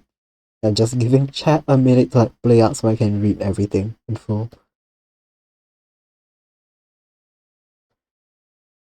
Yeah. I'll get used to it. Yeah, the delay. Today's isn't as bad either. From what I can see on my Twitch preview, it's not more than 5 seconds, which is quite good. Seeing that I'm just on home plan family Wi-Fi. Oops. Home plan family Wi-Fi. Yeah, you're okay. Yeah, I'm back. Oops, sorry. I think I messed up not messed up. I didn't set something correctly in OBS, so if I minimize a window, it disappears from the stream screen. So it's very easy for me to tab out of Clip Studio entirely. Hmm.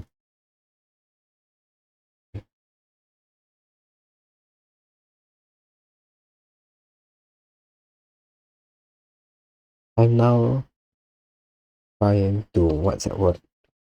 Force myself to stop tweaking with the lineup and to color it in, which I've been looking forward to. because of how long I've been taking the lineup for. Anyway, how did the chores go? Did you get them done? Did you win?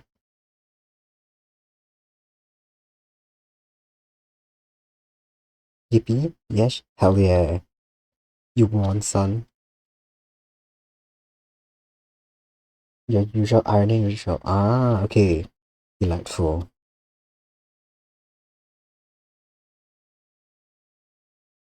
Ironing fucks. I love ironing. To be fair, it's so satisfying. I don't iron as much as I used to. I used to have to like iron my secondary school uniform and my CCA uniform. And I hated it back then because I had to. But to be fair, out of my whole like secondary school routine, that was probably my best the best chore to do. Apart from sweeping the floor, cause it was also satisfying. And nowadays, all I do is wear t-shirt and oversized pants to uni, and none of them needs ironing. So I haven't. Yeah, I do my own pieces usually. Sometimes I'll help my mom do hers, but she also just wears like t-shirts and miscellaneous bottoms that don't need ironing. It's just a few work dresses here and there that do, and that's still like 5 a week. Graphic tee and flannel pants, best combo. Yeah, exactly. So comfortable, very stylish, makes someone think you're out as fuck.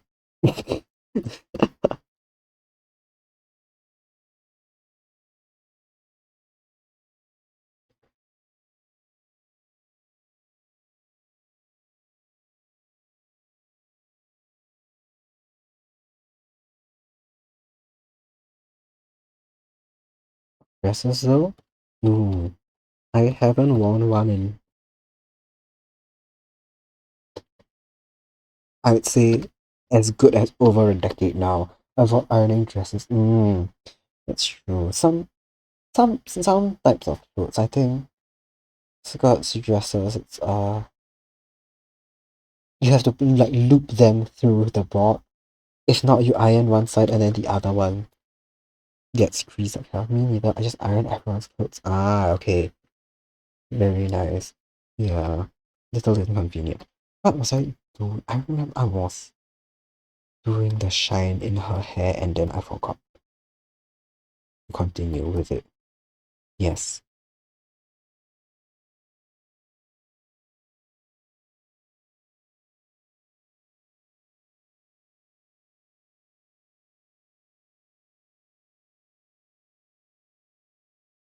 To be fair, I feel like most of the people in my family, like, we straight up like go for clothes that don't need ironing. Even my dad, he's the one in the most like formal business setting of us all, like where he works. And he just wears like polo shirts and jeans. And no one like fucking gives a hell that he's not dressed more formally. And like his polo shirts are the quite thick kind. So they barely crease either, neither do his jeans. So there's never that much iron in the household, Slay, yeah. But yeah, we normally do just do it ourselves. Especially because our laundry cycles are on different notes. Not gonna lie, I still iron the clothes I wear at home. But if you love ironing, that's a different story. It's fun. Just feels nice. That's true, that's true. I'll be honest, I'm also quite like a clumsy and messy person. I have been known to fold a t-shirt and then stack things on top of it so badly that I creased the whole t-shirt. Which is a very funny feat in and of itself. Maybe I could benefit from ironing my own clothes.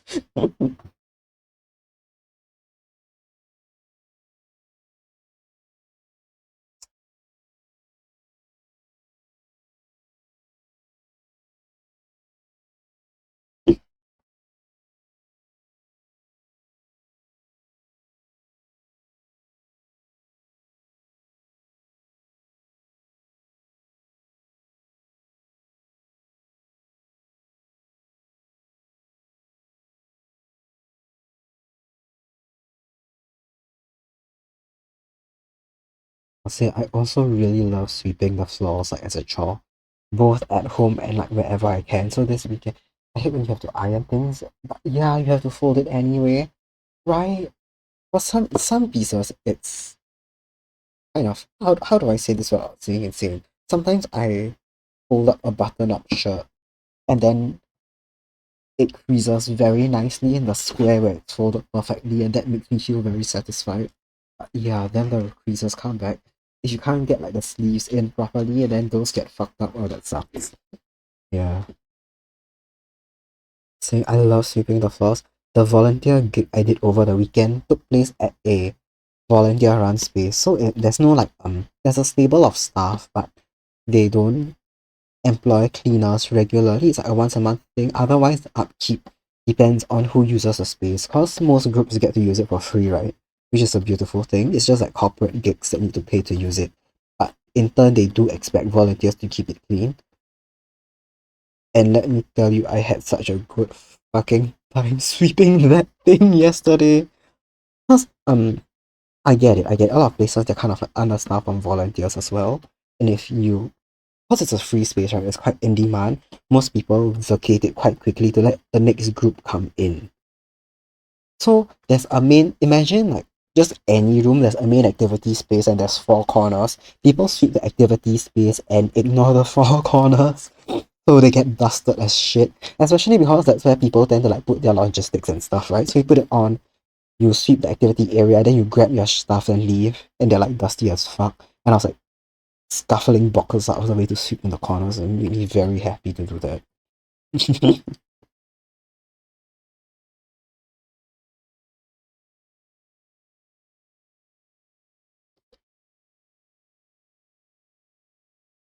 But yeah, I get it. Bro, have you ever tried a Dyson vacuum? I don't recall. I don't think we've ever had a Dyson. That shit changed my life for real. Oh, it's that good? Oh, what's, it's, okay, why? I'm very curious. What about it? You clean the house every 2 to 3 days now.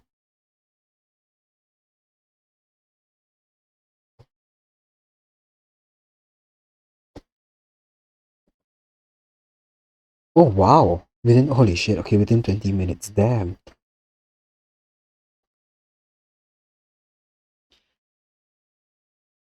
It does. Ooh. Oh, it just goes. Damn, okay. I've never tried it before, but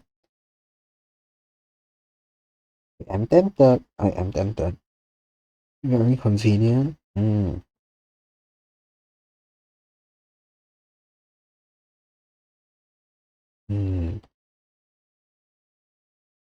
Is it it's one of their full size vacuums, right?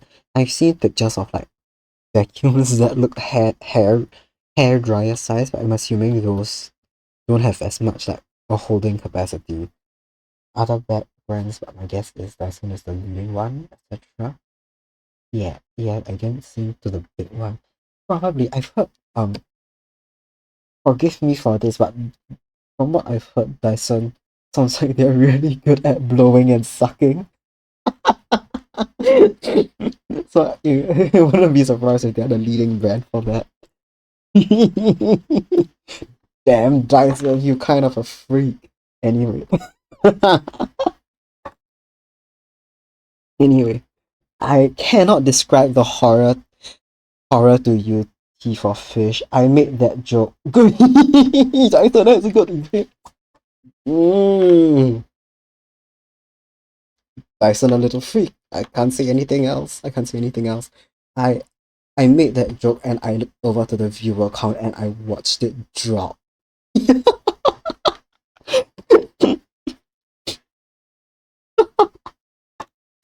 Anyway,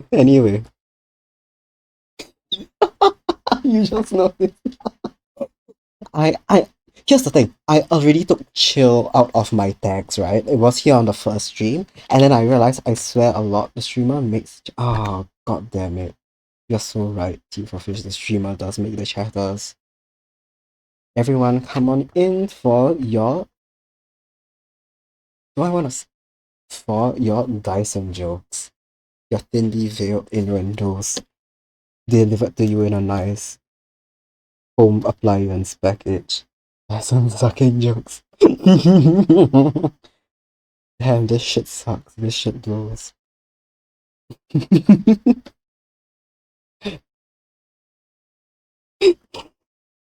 I don't even remember what we were talking about.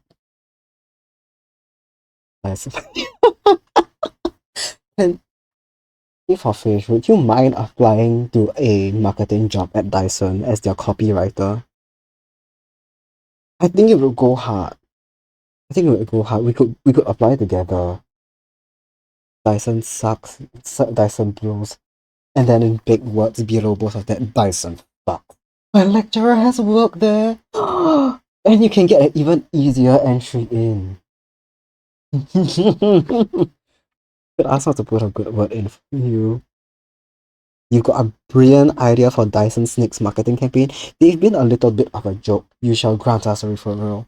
Thank you, Tea for Fish, our savior. They've been a little bit of a joke, right? You've definitely seen them bring image of Mr. Dyson himself.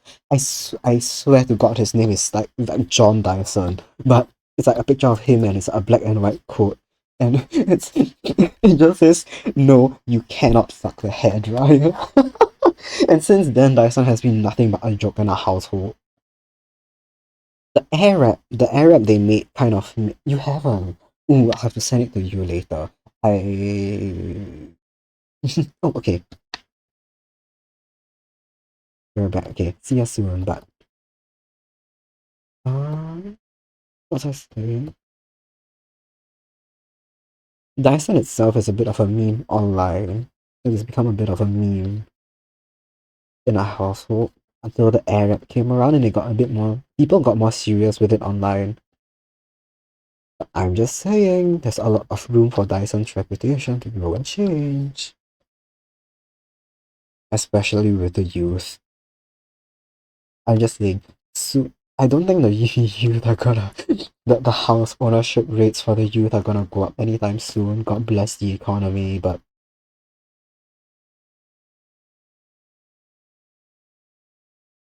sometimes, sometimes they're not gonna own their own homes, but parents are gonna get older. They are gonna have to take over the chores. They are gonna help make the decisions about household appliances and chores. Why not start marketing to them now? We are geniuses.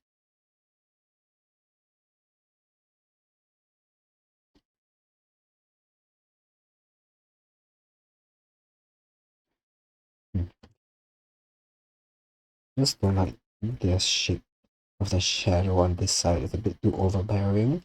I don't like this patch here either. I think once I zoom out like this, it ends up looking way too muddy. I'm just gonna cell shade it and be happy with it. I should make an overlay asset that sticks to my forehead. All it says is be happy with it. Stops and ends there.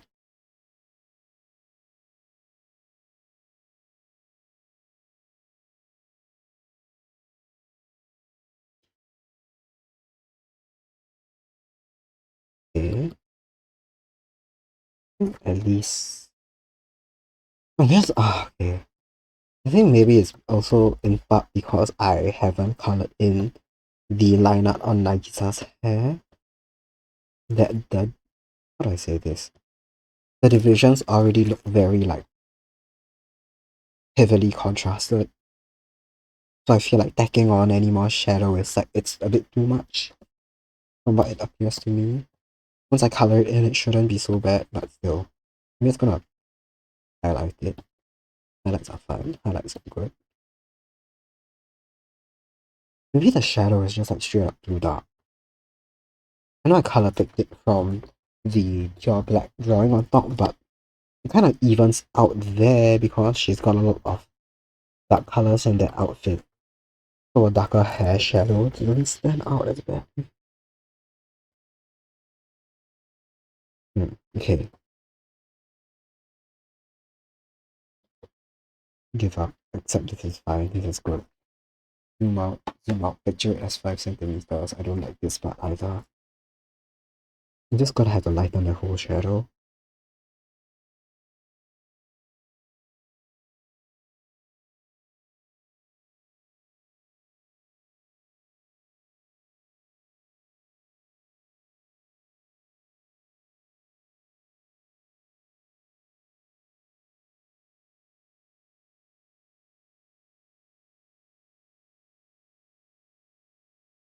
I already took chill out of my tags. It was in there the first day of stream.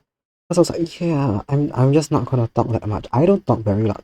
Okay, that I don't talk very much in person.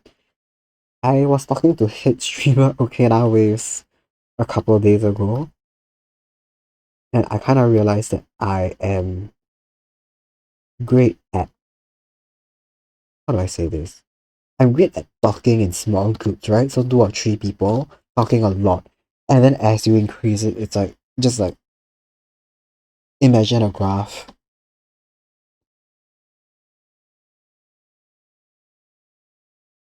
right? Imagine a graph. This is me. The more people you have, the less I talk. Sure, actually, it's not linear. It's like this, right? It's like this, and like 3 is the cutoff, which means hypothetically, when it's just me, right? Like at 0, when it's just me, imagine it's 1, not 0. I have to be here for that person to happen. Hypothetically, at 1 person, I should be talking the most. And to my horror, it has proven true. Because I have not shut the fuck up today. At all. I thought it's a Monday evening, right? So a lot of the friends who were free to tune in Friday evening, they're not free right now. That's understandable. Life happens. I was like, okay, I'll have a chiller day. I'll talk less. Maybe I'll put on like some pop music with lyrics this time round because I'll talk less so that I don't have to focus on my own words and the music's words. And I just haven't shut up. Like it's almost 2 hours and I haven't shut up. It's awful.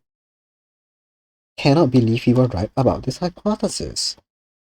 Yet percent at 1% is true. Abdul Adewala says it's great, thank you. Yep, streamer. Can you imagine how funny it will be, right? Imagine people in this chat. Like people in chat count for people on this graph.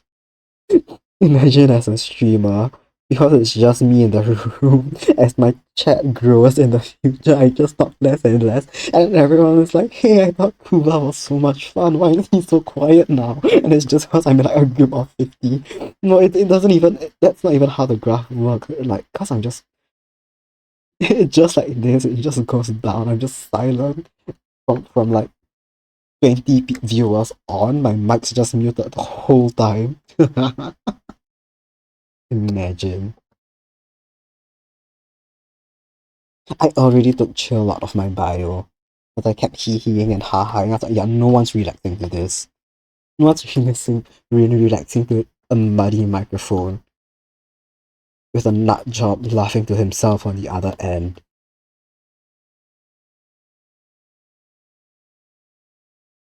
Who knows, who knows? I'll be honest, sometimes I tune into a chill streamer, and as much as I love them, it gets too chill. It's too relaxing. Their voice is too soft. The music too gentle, and I just want to lie down and nap. For all I know, someone out there is a psychopath like me who has to study to metal and the Toho soundtrack. Or you guys haven't heard it yet, right? Because I don't want to play it on stream yet. I have music plural playlists, which are just, I mean, calling them EDM is generous because they're not dance music. They're just electronic noise. They are very loud experimental electronic tracks. And the later in the day that I'm working, the worse my music gets. When I wake up, I'm fresh, I'm bright. I can play that lo-fi hip hop. I can play that classical jazz to relax, study to that classical guitar, solo piano, and I have a beautiful, peaceful morning. And then afternoon comes and I put on pop and I'm studying to Gaga or like usually Japanese and Finnish pop as well, because if I'm like studying and working in English, the words will enter my head, and on my essay I will write caught in a bad romance somewhere and never catch it. And then like as night goes on, like it gets noisier. It's metal, it's Denonbu, it's why do I fucking say that like the Labubu lady? Labubu Denonbu. But it's very experimental. Electronic music, Wolf Girl, etc. Stuff that just comes onto shuffle and I let it play. Some of them sound like a construction site, God bless. And that's what keeps me going past midnight. I need to stop speaking with a hair now. It's fine, it's fine, it's fine. I'm gonna come out in 5 cm. Literally all of the details I'm working on will disappear.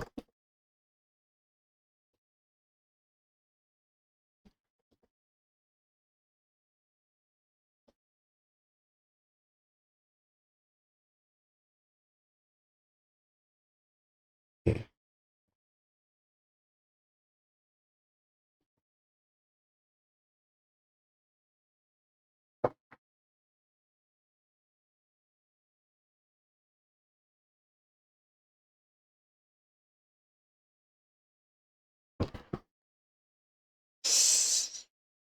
This part of her hair pisses me off. I don't know what to do for it. It just has to stay as a shadow. If I add purple in, it looks unnatural.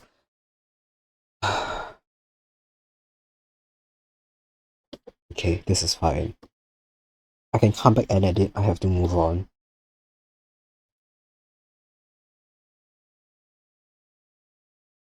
I took. I don't know if anyone's noticed. I took chill out of my bio. I replaced it with Singapore. I I don't know if that will help me or not. I feel like personally I prefer watching streamers who are in Singapore. Cause like things like the time zone aligns, sometimes the humor aligns better. If they are in Singapore and like they blow up, I can make much of them and sell it locally.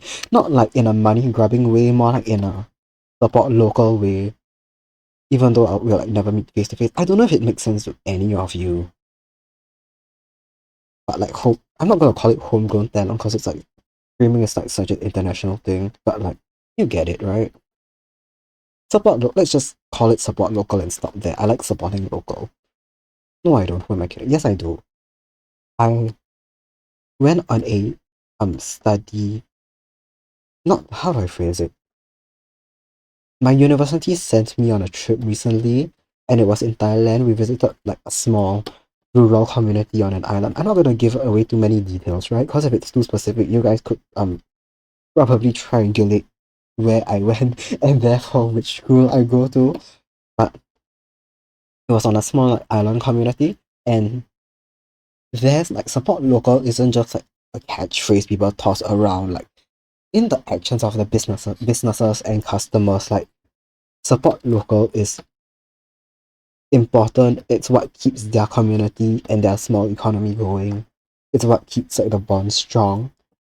And it's kind of made me realize that even though I live in a big city and it feels like there's no real like solid community, there are still honest, hardworking business people out there who depend on people to support local for their work. And when you look around, like the customer base are just their regulars, like the old folks, right? Regulars who they've seen for years on end. And it's come to a point where like they don't see that many young people coming without their parents. Like when I make a purchase from them, it's like some of them are friendlier. They'll yap to me about like I don't want to say this in Chinese because I'll probably alienate someone, but they're like, yeah, like young people don't really buy like XYZ products anymore. Like, are you here on like behalf of a grandparent, parent? You live around here? Yeah, it's cute. It's cute, especially like those kind of like Chinese herbal medicine shops. Those kind they sell like bird's nest and stuff. But I don't buy those. They sell very strange supplements, but like I've realized there are some things you could get in a pharmacy. Like they do sell regular as painkillers, and they'll just match the price of a pharmacy and a grocery store. And then they'll also sell herbal teas and soups or like soup bases. and just like fucking spice mixers, which are very funny. So if I want like a silly herbal drink, they have it like bottled for me, and I'll just like get one of those. I'm like, fuck it, yeah, I need painkillers, I'll just pick it up from here. And they're like, damn, I haven't seen a young person in the shop for 3 years. So yeah, I've tried to be more intentional about like where I shop and realize that like support local isn't just funny little mantra. Like it has kind of become that way, and in Singapore, it's used mostly in like the hawker center context, right? Like, oh, don't like eat at like a big chain business, support local. I'm like, hell yeah. So I've like gotten more into like local chains. I was like, what? Not local chains, but like local owned, operated, originated. Yeah. It's super important because I feel like we're always moaning and groaning when these shops close, but haven't really been there regularly before, right? Like every single time, like let's say like a hawker center, a hawker retires, and there's a news article like, oh, Miss and Mr. Tan, who have been operating in this hawker center on this road before the hawker center officially opened and before the government gave that directive, are closing their doors because there's no successor, and like or like so and so herbal medicine closes because there's no more customers. You said, or it's sad to find out that something so nice existed the whole time only when it closes because it generates hype. Exactly, right? There are so many places like that. Like the most you'll see of it mentioned is like on a listicle calling it a hidden gem, but then it goes on to tell you like the top three photo spots in that location. Yeah, and then so many like when it closes and everyone is like, oh no, it's so important to our heritage. But like you never set foot in there. You can know what's that word? You know logically it's important to our heritage and the general culture, but if you are so worried about it, they have contemporary still alive and operating which you can go and seek out and support. To be fair, the hawker one is a bit hard to control, right? Because you usually can't force a successor. You can hire staff, but some people just don't want to run a business. They want to like, they might be happy as a salaried employee, and then when you retire, they might want to open their own thing and not continue your legacy. That's fine. Yeah, there's like so much unique local heritage and businesses that like you can't kind of, what's that word? They're kind of like in a blind spot to the youth, right? Because yeah, if we need stuff, we've got big chains and like grocery stores to go to, where we don't realize these shops are around, but they are, and they do need support. And what I mean, I was already in the habit of like visiting some because those other shops my parents and grandparents visit. It did take that trip to Thailand for me to realize like, yeah, um, what, how do I phrase it? Community is very much real even in a big city. Even if you cannot physically know everyone by name, you can make the effort to like recognize the people in your neighborhood anyway. And it's not a completely hopeless and futile thing to do. So that's yeah, that was a good realization. I think I needed it. It's been very nice being more intentional about like all of my purchases. And I don't know if you guys have ever seen, right? Like I'm going on a bit of a tangent, but there's these news articles mostly in Western countries, I think primarily the USA, but talking about how and why self-checkouts failed there. And there was one I watched that was by CNBC, and the video itself was kind of, how do I say this? It's not bad. It's very like very standard, extremely standard. It's just an audio version of a news article, basically in a slideshow, so it's fine. Research was fine, presentation was fine. It's very like standard stuff. But all of it was like so badly rated, right? I've got a plugin on YouTube that still shows me likes and dislikes even though that's gone. And it had such like a bad ratio. Even though like all the articles it was talking about like how theft is still like a huge issue in America, etc., etc. And like people in the comments were like, when I buy something, I want to talk to a real human person, not a machine. I don't want to pay the same price to do my own labor. It didn't save any money for the consumers. You're just cutting like you're just saving money on salaries, but that saving isn't like transferring to the customers. So like that's your complaint. But then I realized everyone in the comments was an old person who are using functionally their like real human government name as and their real human face as their profile picture. Like, oh okay, that's who this news article reached. But actually forgot the point I was going to make. I'm so sorry, but I was talking about local businesses, right? Then I got onto this, like supermarkets and self checkouts. Yes, okay, I remember. I kind of get now what they mean about having an interaction with a person. That's my streamer. I yet too close to the sun. But I get what they mean about that social interaction. Because in a big chain supermarket or a big food place, you don't really like talk to the staff that much. Like you don't make small talk. They're exhausted from their job and you just want something like quick and fast. But then when you go to like a local owned store and an uncle auntie sees you like enough times and they recognize you and you start chatting and you both kind of know what's going on in each other's lives a little bit for that like 5 minutes of a transaction. It's a nice feeling to have that bond. I'm never going to talk to my NTUC cashier like that, but I get it. When I talk to like the herbal medicine store guy or like the Cai Fan uncle recognizes me, it's very funny. I went away for 2 weeks for that school trip, right? And then when I went back, he asked me if I'd been okay and where I went. He was like long time no see. How are you? Why you stop eating us? I thought you move away, sir. Stuff like that. Yeah, that's what it really is.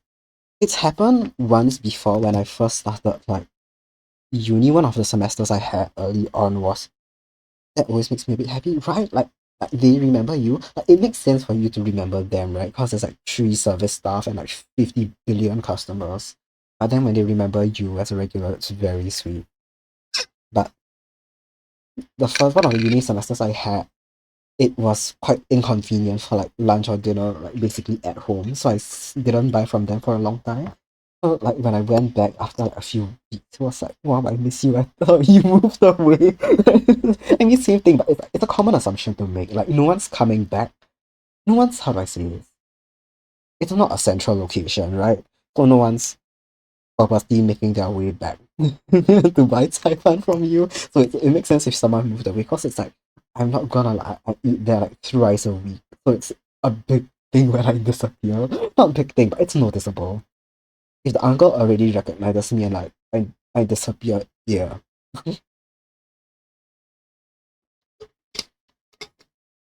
And they've never said it, but I'm sure in the back of their minds they kinda know which is my order, which is my sister's, which is my mother.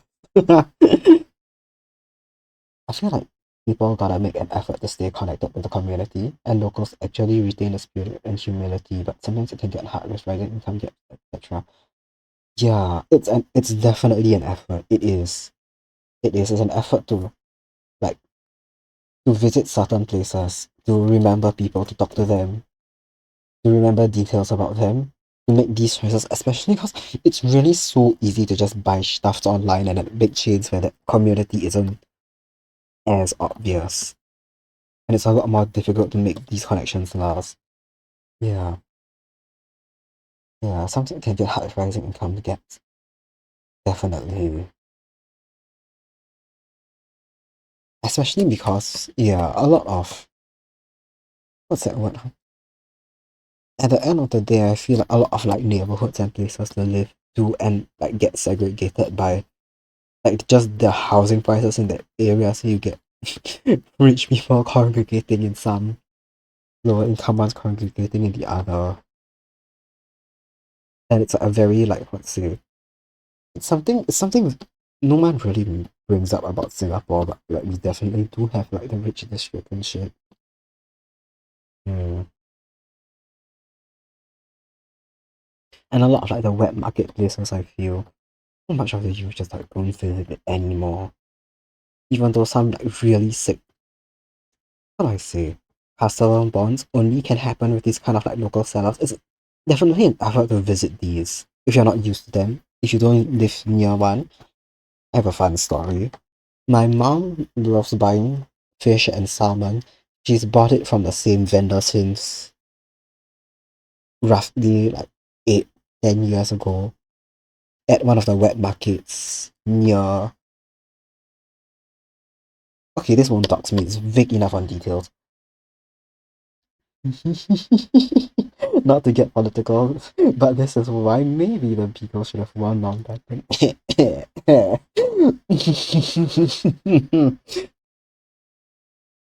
No, I will reserve my comment on that. You- oh wow, okay. I'm having flashbacks to the election. That's very. But oh god, there's another one. I don't remember which GRC and who even, but someone ended up making that like really insensitive speech about like housing or something in the wrong ass area. Oof, okay, I'll hold my tongue on it. Nah, what was I saying? Oh yeah, the wet markets. I cannot remember specifically what, but there's this cut of salmon my mom liked. It's a weird fucking cut. Imagine something as out there as just the skin. Like it's not that, but it's something as strange as that. Most people don't sell it. No supermarket in their right mind would sell it. It's an off cut to most people. My mom likes it. And because she made friends with that fish seller uncle, every time he makes the cuts on salmon, he'll keep the bunch of it for her. And like text her and be like, hey, you coming down? I got a bag of of salmon skin. She's doing fish skin chips before they got bagged and sold for $10, right? Right? It wasn't fish skin specifically, but that too. She has said something along the lines of, why would I buy a bag of fish skin when uncle will give it to me for $2? It's definitely different, like it's salted different. You're not gonna fry it like that, but like the sentiment is there. Good on that brand for figuring out how to make fish skin an artisanal thing, but like very funny. Wow, I was painting the hair in the wrong layer. I thought I stopped painting the hair. I tried to stop painting the hair half an hour ago, and look where it got me. Anyway, shorts and then jacket. It's not a biggie. It doesn't interfere with what's on the original layer, so I will leave it be. In fact, I could cut it out and merge it with the hair layer and it'll be fine. Like it yeah, it didn't interfere whatsoever. Okay. Yeah, I just painted hair on the shorts layer. That's fine, that's fine. Yeah.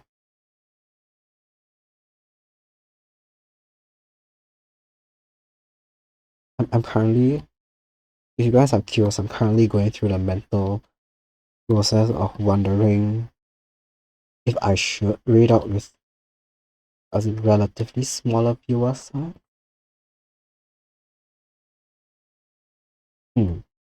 I think it's fine, right? Hypothetically, if I ever got a raid and it had two people, one person in it, two people in it, my reaction would be the same. Fuck yeah, hell yeah. Thank you for the raid. Let's fucking go. And I know logically most people would be cool with it. Unfortunately, bits of my social anxiety have still translated into streaming. Except for the part where I don't fucking care about what I'm talking about. It's the thoughts that counts, in your opinion, right? Right?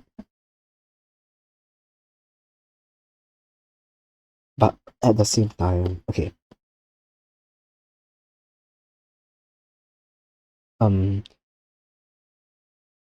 earlier today when I was watching another stream, my laptop did blue screen again when someone raided out, so that's always the other what could go wrong in the back of my head. Hmm.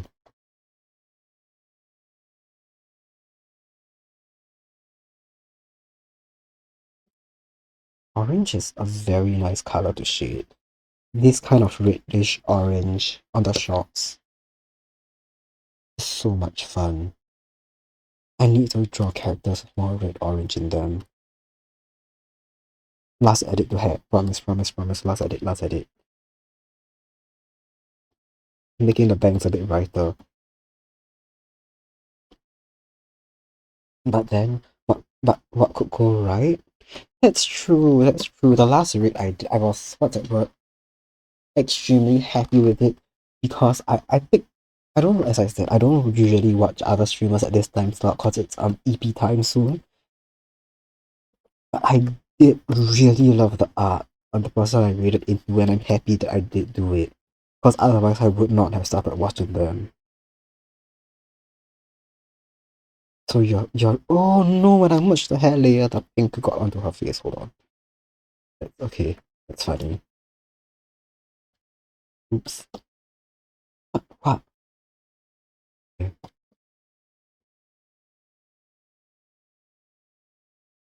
Agree? Yeah. Agreed. Agreed. Yeah. Yeah. Okay. In a minute. In a minute. You still have the emote lingo. Well, hey. To be fair, we are on Twitch. This is Twitch language. Maybe I'm the weird one who's for not agreeing. This, if anything, is the right place to add a gif to everything you say. It feels okay man meant to be a sticker which is unloading for me, or did you just type it out like that? Either way, it's very funny. Hmm. It's a sticker. Ah, okay, it hasn't loaded on my side. Got it. Ah, pepe, peep. The frog. I know what you mean. I cannot remember how to pronounce it. The frog smiling. Sick.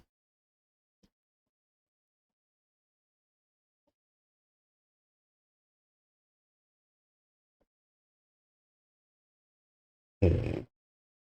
Maybe I'll finish. There was this extension to see emotes called 70. Ooh. Ooh, okay, I'll look into that.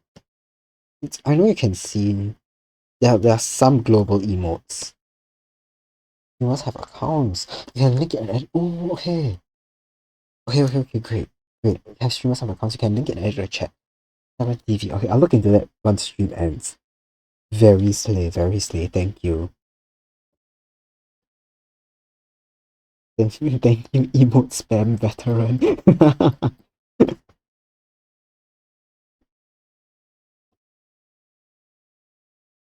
Okay, I think I'll go and see what fun stuff it affords me. I know other streamers can, sorry, you can use like other streamers' emotes in chat, like the non-global ones once you're subscribed. Ooh, I didn't know there was more stuff you could do with emotes. Very cool. I think I'll end stream and read out once I'm done with Nagisa, which is soon. It'll just be coloring in her line art. And okay, no one's gonna see the shading on the blue ribbons. That's fine.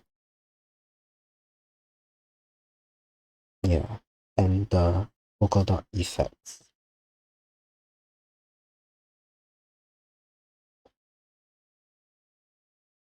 Very cool. I'm finally getting somewhere with this piece. All it took me was months. You can just delete this. Yeah, let's go. Hell yeah. Her neck still looks too short here. I know it's cause the collar's high.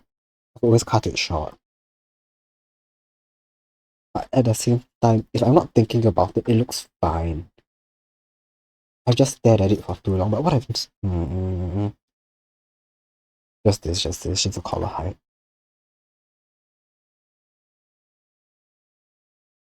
Yeah. I feel like she's like bending forward a bit too much. Like her body should be rotated this way a little bit.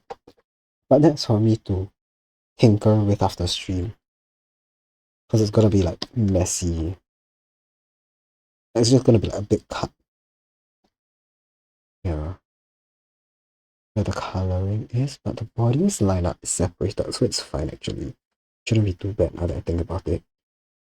Yeah, the base colour can be filled back in quite easily. It shouldn't be so bad. Yeah. Body, then the colours.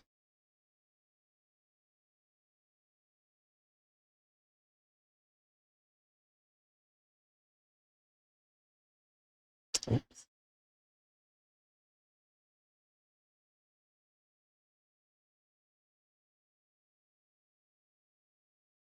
Right? This looks better.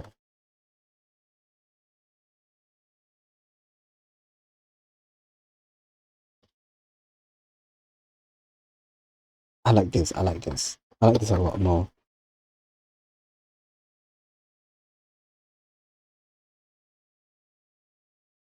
Bold.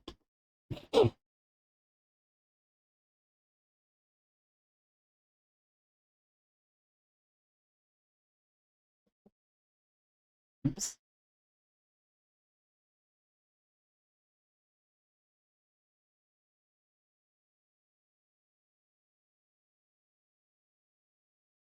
I'm locked in.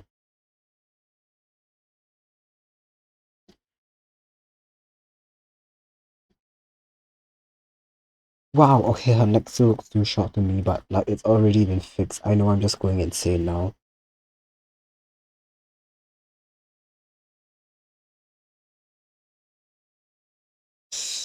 And then her hair. Oops. Let me get rid of this. It's pissing me off this whole time. This can come out a bit more. Her hair's short, but in chibi version, it's fine if it's a bit exaggerated. Still looks short, like when I put her next to like Yuhanaka. No biggie.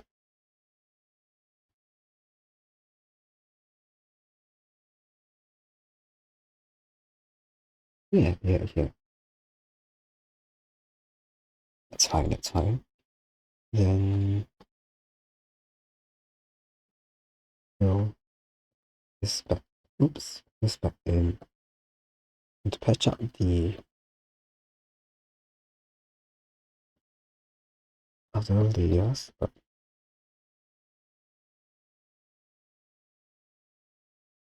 still not a bit, not too big a mess to clean up.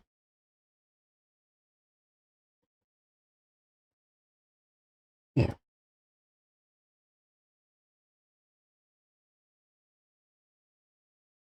okay, great. That's good. This will be purple too. Oops, really purple. This can be. Oops.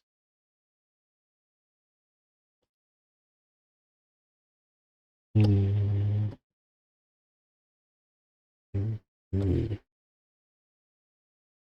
purple. Yes. Yes, okay, that's good.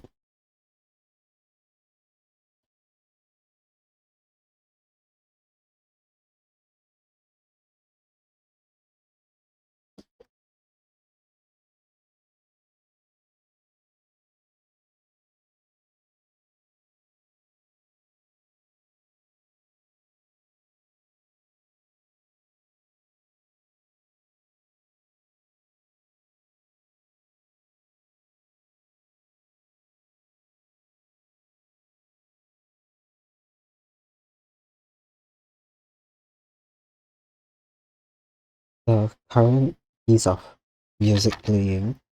Oh, did it change? Did it change? Did it change on my screen? Tatsuya from Sado is the music that's currently playing. I fucking love studying to this one. Oh, hi Okina, you're back. Welcome back. Oh, oops. I was just saying, in a little bit, once I'm done with this drawing, like this particular chibi, I'll probably wait stream and eh, wait, huh? End stream and read it out. Anyway, how was the trip back home? Still on mobile, so the delay is still not great. Oh no, okay. No worries about that. We have just been yapping hard. I don't think you'll be missing much. Plus, yeah, ending stream soon. Welcome back. How was your trip? Trip. Like, that makes it sound very important. How was, I presume, your bus ride? Was alright? Okay, wait.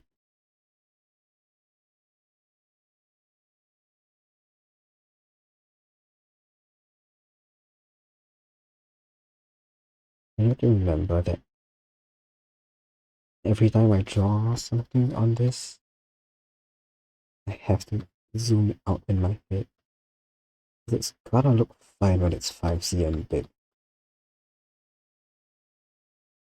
Someone fell. Oh no! Someone fell onto you and you glared at her. Awful, awful. The handrails are there for a reason. Hold on. Don't really like couples with PDA on public transport. Oh no. Was someone edit?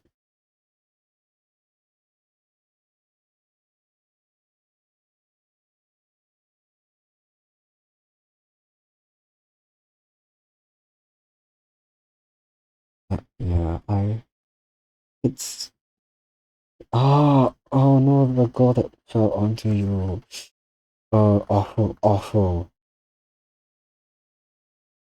Hit PDA anyway. Yeah, it's how do I say? It's uncomfortable for everyone involved. Like you listen to your horror podcast in peace, right? It's yeah, really awful. Like I'll be, I'll, be- I'll be honest. Okay. I've been lucky enough not to encounter any particularly bad PDA, but I still have seen some, and every single time it's like how do I say this? This is the same case, right, with people who stand way too close to me on like an empty train or bus. It's like, do I want to move away and stop looking at you? Or do I want to stand firm because I was here first? And you are the one who should be getting your shit together. Oh, she stepped on your foot too. You looked at her with the most horrified face. I heard master when she fell onto you. as, as is right.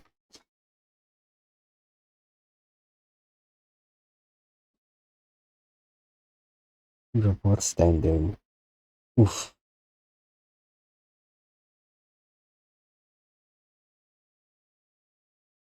For real, the handrails are there. If you were a little less distracted, maybe you wouldn't have fallen. Very funny.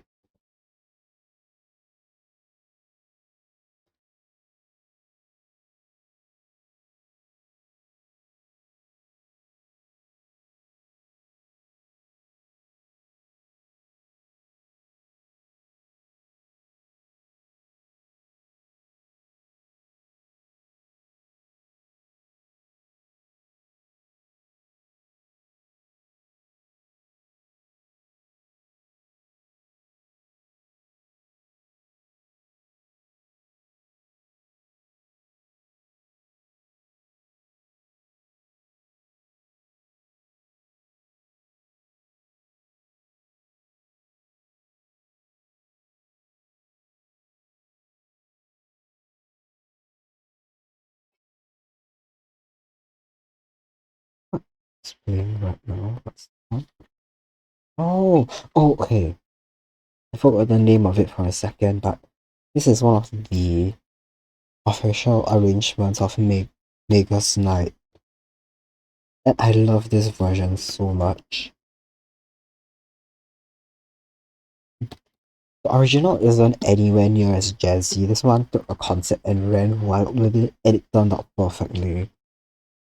I played the piano for some time. I'm quite shit at it. I haven't played in ages now, but I've always kind of thought about picking it back up and getting into jazz piano just so I can do this and functionally freestyle at the part with the piano solo.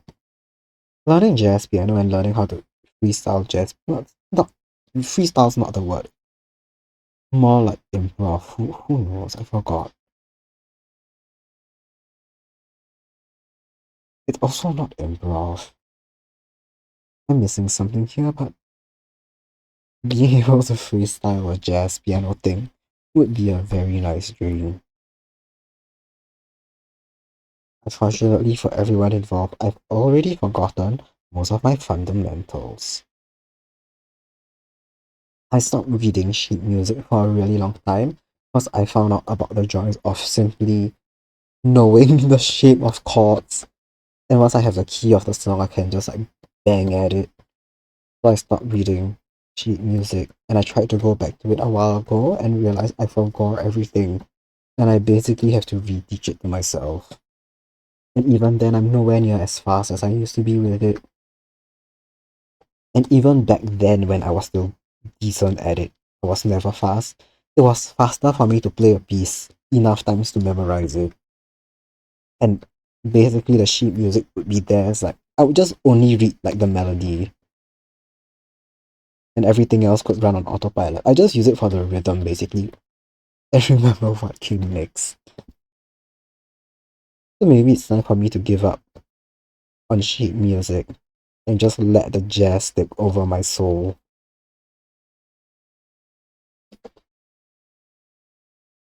That sounds good. That sounds like fun. Playing it fast and loose is the best way for me to go about most things, including drawing, in which I feel spectacularly going fast and loose, despite how good it is for me. I think the insides of her shirt, a darker pink, it'll still be nice painted. Oh, this is another official arrangement with the whole team. I think it's not. This is straight up the original. I really like this one.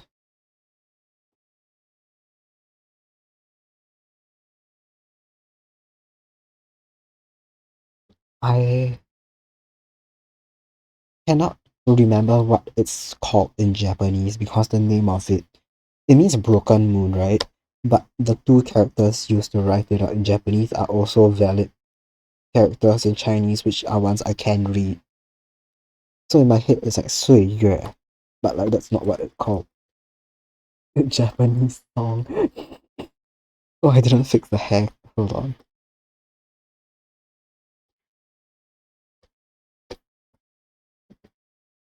It has such like, what's it word? Its melody has extremely good momentum to it, if that makes sense. It's used for this character. I mostly know who's in chat. I know none of you play Toho. It's used for like a drunken character, and like she appears first in a fighting game where she's like tipsy, and she's just kind of swaying back and forth. And apart from how energetic like this music is in general, like, in a good way for a fighting game, it fits her so well.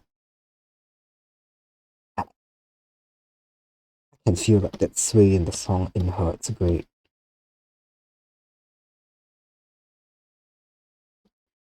Wow, I just realized that maybe I'm so happy to yap on a stream because now I have a wholehearted captive audience to listen to me spew my opinions about Toho music too.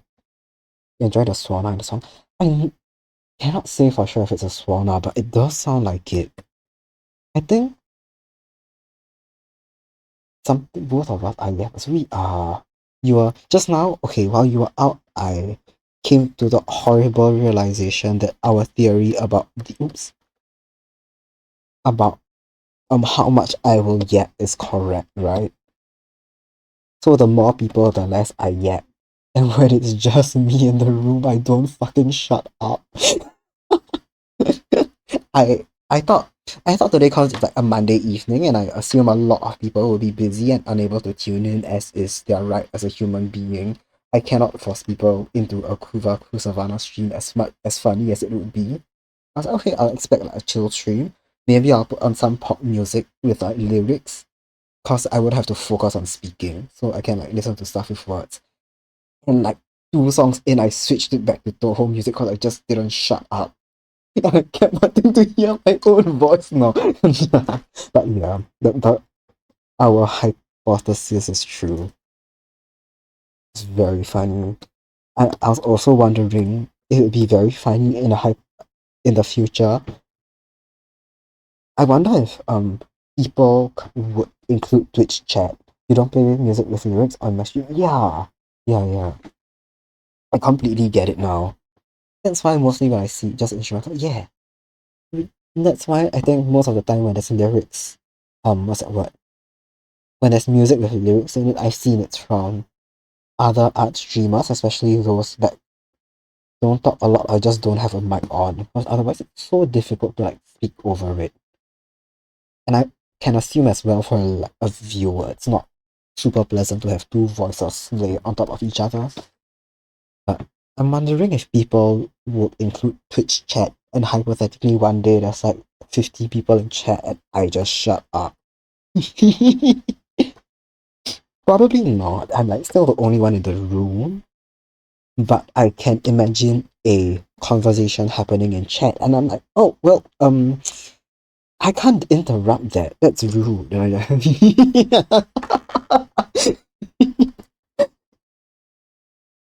Sometimes I watch streams and have lyrical music on at the same time while drawing. That's fine, that's fine. It's fine. I have heard that um my dear friend Okina Waves occasionally listens to 2 streams at once while in a Discord call, so what people can tolerate with like overlapping noises is different and very funny. 50 viewers aren't in the same room. That's true. But I have also played my own like lyrical music over other streamers before, and they've got like game audio on, game music, game audio, they're speaking, and I just really want to listen to like Gaga at the time or whatever. And it's fine, but like if you don't choose to have that kind of overlapping, it could be a disorienting experience. Yeah. Hmm.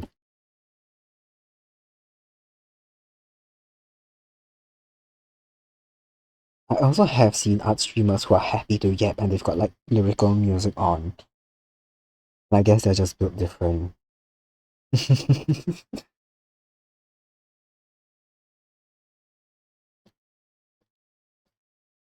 But yeah, the few times I've did I? Okay, I thought I disconnected my mic again. But it seems fine.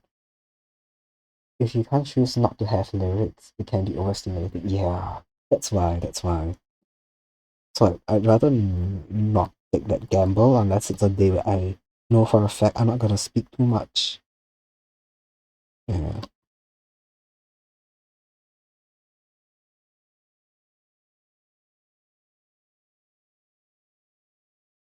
To be fair, for a lot of people, I've heard Toho music is also very overstimulating. It's not too loud now, so it's fine. But it's 10 things going on at once usually. Oh, also I remember okay, just now okay, now brought up the swana in the song. You can hear it here as well. I don't think it's a swana. In fact, I think it's the composer using a digital sound font of a trumpet and pushing it beyond the natural range of a trumpet. So what you're hearing is a cry for help. No, it's a digital trumpet MIDI being pushed to its breaking point. Because it's quite prominent here as well. It does sound like a sauna, you're so right. Kinda like thinking of it as one now. Because a lot of the characters in the game are like yokai spirits, things that have been forgotten in like the human world, and then they move on to a new fantasy world. So they're all kind of like dead dying concepts. We have sauna at home, torture trumpet. Oh yeah. But sauna is just broken trumpet. I was coloring in her eyes and forgot. There's some games like the entire soundtrack of the games just include this funny MIDI trumpet, and someone once described like those soundtracks as quote unquote screaming at you, and it feels so true. The swana truly is a funny instrument. It, yeah, it sounds more like a trumpet in this register. It's like more obvious. I have a particular tolerance to it because for a long while I wanted to join Chinese orchestra. So I auditioned for them. I had friends in it. I heard them practice perform, etc. And the swana was a big part of it. Because you could not hear that bad bitch playing. So when Blade Honkai Star Rail's trailer dropped and people were being racist about it, it was so disappointing.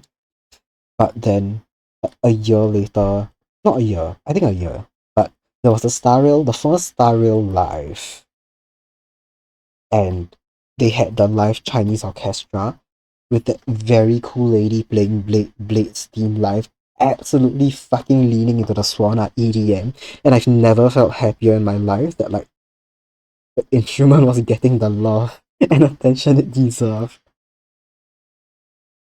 Yeah. It doesn't really sound a trumpet. It's not pua, it's too clean. Yeah, it's a MIDI of a trumpet. But I get what you mean. Like, I don't know the words for.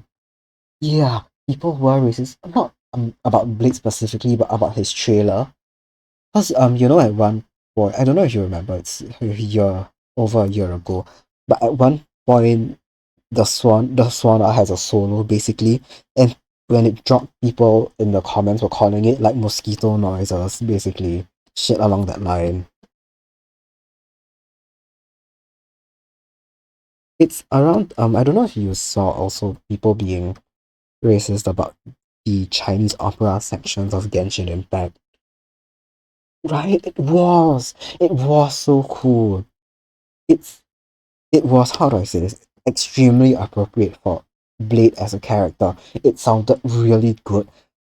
I don't know how superstitious your families are if they're Chinese, but mine is, and they look down on Swana and like Swana players as a thing. Like, not look down, but it's a inauspicious thing, right? So if I ever join Chinese orchestra, I would have been barred from Swana because it invites misfortune, basically. So to see it center stage, yours are zero superstitious. Right, yeah. It might be it's a bit of a different case, but yeah. Very Christian. Oh, okay.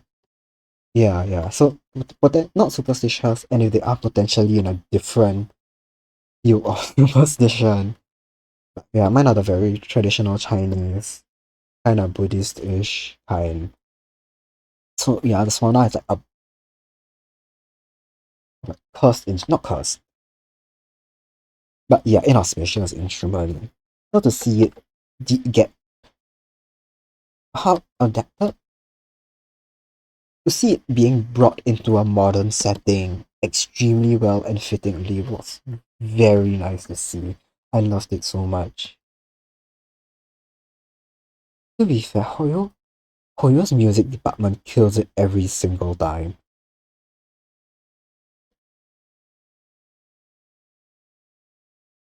There's this, I don't know if, okay, now you don't play Genshin, so I don't know if you've seen, but there was this new region in Genshin Impact China where you can sit on a boat ride, and if you sit on the boat ride and your, I think, music or audio or something is on, the boat singer starts singing, and it's very pretty. it's like a traditional style. I don't remember. I think it's Southern Chinese specifically. I'm not 100% sure. I didn't research it. But yeah, I don't want to play it on stream now. Maybe another day. Oh, yo, it's a music company that happens to make games. You're so right. You're so right. Their music department is one of the few things that's never disappointed. Sometimes it does. Sometimes it does. I've heard people upset about how a lot of the new trailers tend to have like pop lyrics, which ends up being quite ill-fitting for like the characters and settings, just because it's like a hype moment. So I hope it's like not. I don't know. I haven't watched a lot of the new trailers, but the ones I've watched, they work in their setting. I have hated every single like vocal, not vocal, vocal. You get it. Uh, not vocal, not just vocal. Every pop song style-ish thing they've made for Zenless, they have been annoying to me, but at the same time, I kind of get it because those characters would say things like that. I had to learn Chinese opera singing style for choir, and it's a very different thing. Mm. Oh, that's very cool. You had to learn it for choir. Ooh. I've never looked into how it's done, but from what I see and hear of it, it sounds different from everything. Basically, say like singing style wise, very cool.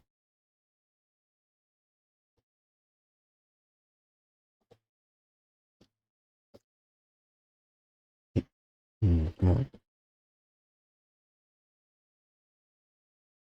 I knew your Western. Oh, that's ah, yeah. I can imagine. Holy shit. Yeah, I can imagine it would be extremely hard, like as a singing style on its own. Let alone if you've already got like basically fundamentals in a Western style. I can imagine fundamentally they're so different, like they're built on different building blocks entirely. It feels because it draws from a place you've never seen before, right? Damn, yeah. I before the voice drop, it was a kind of style I tried to mimic and I could just never get a hang of it ever. I can't imagine it would be it's just entirely different.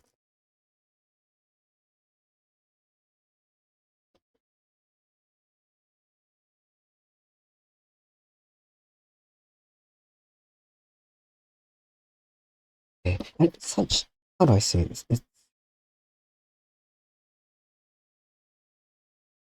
I guess to someone who's never heard it before, like Chinese instruments, singing styles, all that, it can sound a bit off-putting, but like your initial gut instinct to them can be like, what? And then you don't have to comment the insult that's coming to your mind, you can learn more about it. Oddly enough, it's kind of similar to the ways you draw from Broadway singing style, but it's in front. Huh. Huh. Okay, I can I can kind of get it. It's like they need to project their voices. They're like slightly.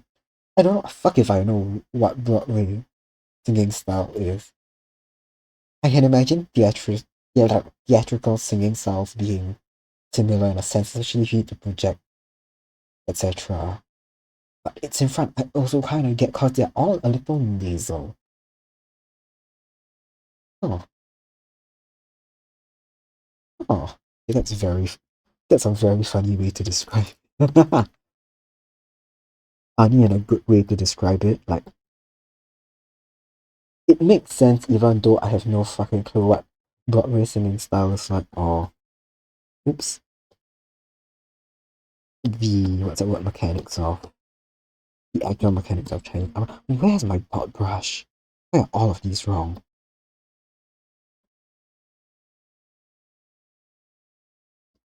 This one. Delightful. What do you think you project?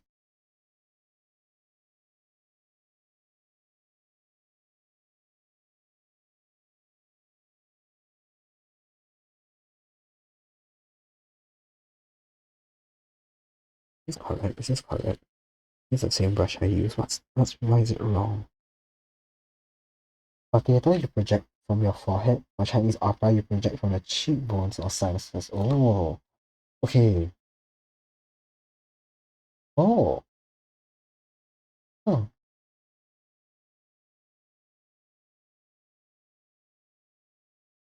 oh. Okay, yeah, I get why you would never have drawn from it before. I feel like the Western styles emphasize very much don't go near your sinuses. If you do so, use it sparingly, kind of thing. Why is this? Hold on, Genius. Why is this brush so different? What's Why is it so big now? Hold on. Ah, okay. Found it.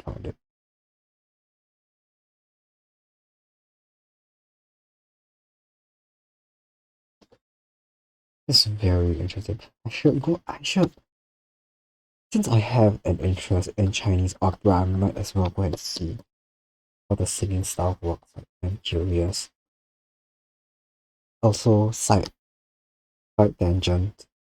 The song that's currently playing, its name is Lullaby of Deserted Hell, and I cannot explain it, but I fucking love how this particular hell, there are several hells, is portrayed in Toho. Like this stage in particular, like the boss you fight is a cat whose job is to cut away dead bodies, and she's very cheerful and loves her job. And I feel like this theme is so perfect for her, and it sets the tone very nicely. I love it very much. It's a very unique portrayal of like hell musically. I also hmm, I remembered someone online saying it's in a strange time signature. I don't remember what specifically.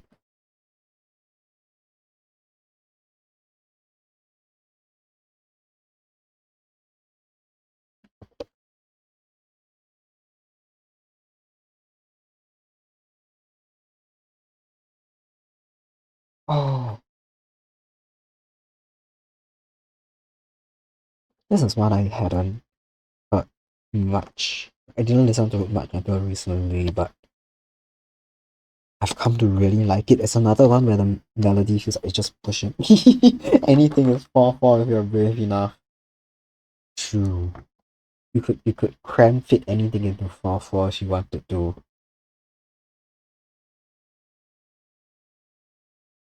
I will say once when I was like first learning piano and I was trying to learn how to like transcribe stuff, right? Cause like more than anything I wanted to be able to transcribe and like replay and perform stuff which weren't otherwise transcribed in piano. And for multiple times I ended up putting 3/4 songs into 4/4 because I just did not know how to count them properly back then. I couldn't get it straight out the gate.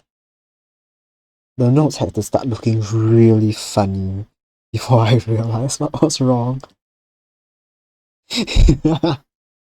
Yeah, this party. You're right. No, delightful. I think the worst one ever was I was playing Take Me to Church in my band. So there's parts of it that it's most of it is in 4/4, but there's parts in something else. I think something insane like 5/4. Just at the end of each line. I think something or like 2/4 is stacked on at the end of each line. You're composing in 6/8 and writing in 4/4. No. Oh, oh, that's so sad. Those notes must have looked strange as hell when you were writing them down. Those things were looking crunchy. Right? It gets to a point where you're using like a quarter rest and then a quarter note or something. Not God. When a quarter rest is involved, you know you fucked up. Basically. Not quarter. How do I say? Like not quarter rest. You know, like you can rest for like one note and you can cut that bad boy down into four more slices. Once one or two of those are involved.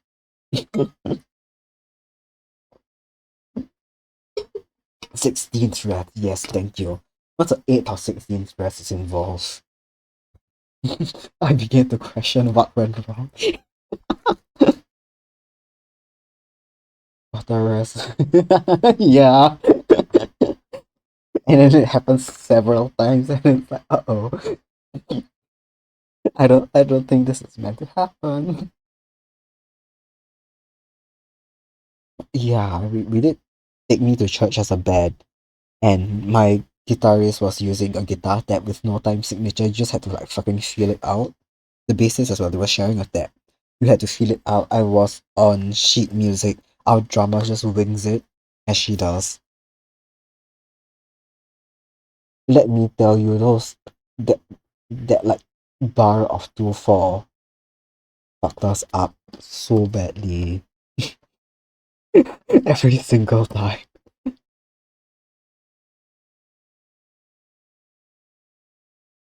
Okay, okay, okay, okay. I think this is fine. This is good. This um I don't need to tinker around with it anymore. I think yeah, pink dots. Pink dots is fine. Oh, pink dot, haha. Pink screen tone is good. In fact, I'm happy with how this looks. And if I touch it anymore, I will get pissed. But they're meant to have a oops, not a background like these over here. But because the next step is to create an outline, merge it with this one, so that when I print it out, they line up basically. I'll flip it now. When it comes back here, it has to be flipped. So that when it prints out, it comes out as the same shape and there's like no spillover. But I'll do that when I'm done with these two as well. So I think we can call it a day today. I yapped for 3 fucking hours straight. I got one chibi painted in. And frankly speaking, at this stage, I color quite quickly, right? Especially chibis when I don't need that much detail in them. I should have been able to get all three done, but I get too close to the sun. So I guess I will now be looking for someone to rate out to. I got my what's that word? We had one American music teacher and he used a whole note, half note system. So, oh, Letty's live! Yeah, yeah, yeah, yeah. Oh, Letty's still live. Hell yeah. Okay. Okay. Oh, it's whole note half. Oops, I pressed it. Oh, oops. That's not. Go back to yapping. I'm done drawing. Okay. I got commands to work. I figured how it. Oh, stop!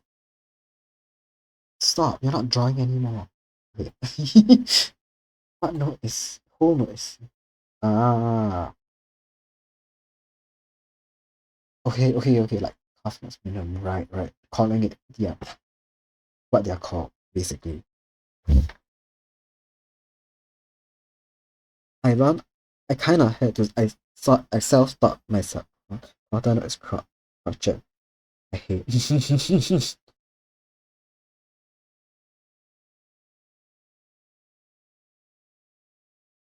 And I basically self-taught myself how to read sheet music, and I guess I went to mostly American sources because I do.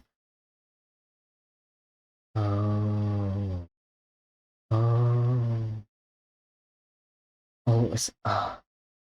I only call them whole notes and half notes. In your head, a crotchet is a whole note. Oh, they've been flipped, haven't they? Okay, I get why it's off.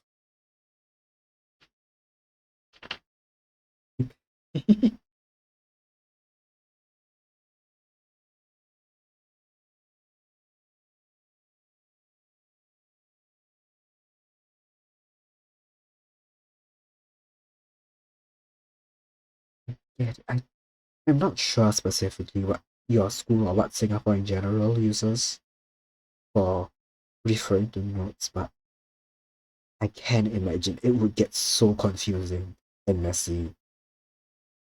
Yes. Okay. Yes, I pray to God this works because it should be. Yes. Great. It works. You guys should be able to see the message for rate. Rate message, that's what it's called. Message from Reed popping up in chats. Copy and paste that bad boy.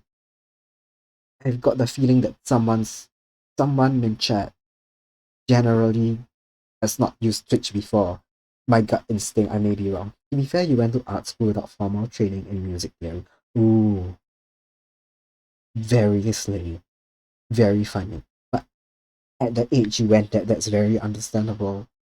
I hope that American teacher did not screw up your foundation in any way, like mixing up letters. But yes, okay, as I was saying, I think he's at least one a year is not super familiar with Twitch.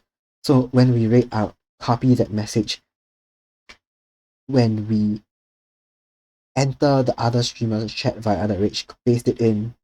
That's the rate, baby. Let's go attack Letty. Hell yeah. How do I? Got it. Found her. Okay. Are you guys ready? You didn't know you're supposed to copy and paste pine? Yes, it is okay now. oh, oh, it said I'm unable to rate. Hold on. It is. I came into Twitch not knowing that. I've heard about raids. I've heard about people, what's that word? Conducting raids. I didn't know the mechanics of it. It's saying that I can't raid Betty. And I'm not sure why. I don't know if it's a my end thing or on hers. So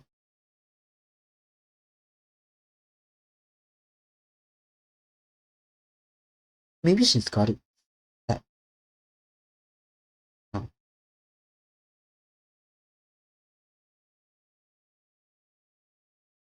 Betty might have restrictions like you do.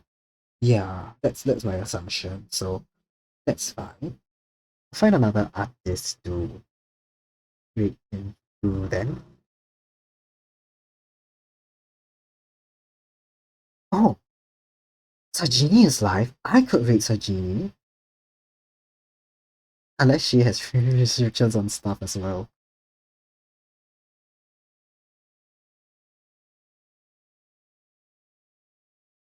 Right?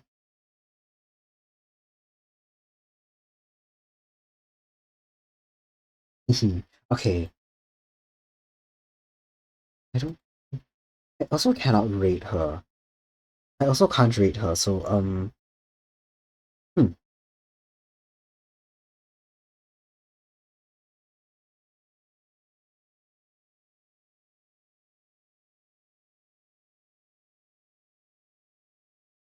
Ooh, okay.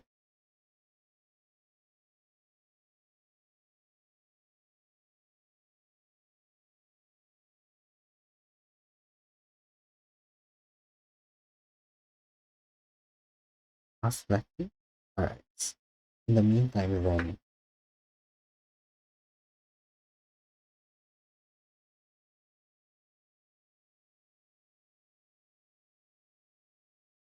I do also think it might have something to do with the current viewer count. I know streamers and or Twitch can set a minimum. Or people can set my assumption is a lot of people would set not would, sorry, a lot, but people could block out like non-affiliates, which is understandable. Any fucker could start. Oops, sorry, what did I click on? Okay. Anyone could start streaming and raid in and be extremely confused about how that works. That could be disruptive.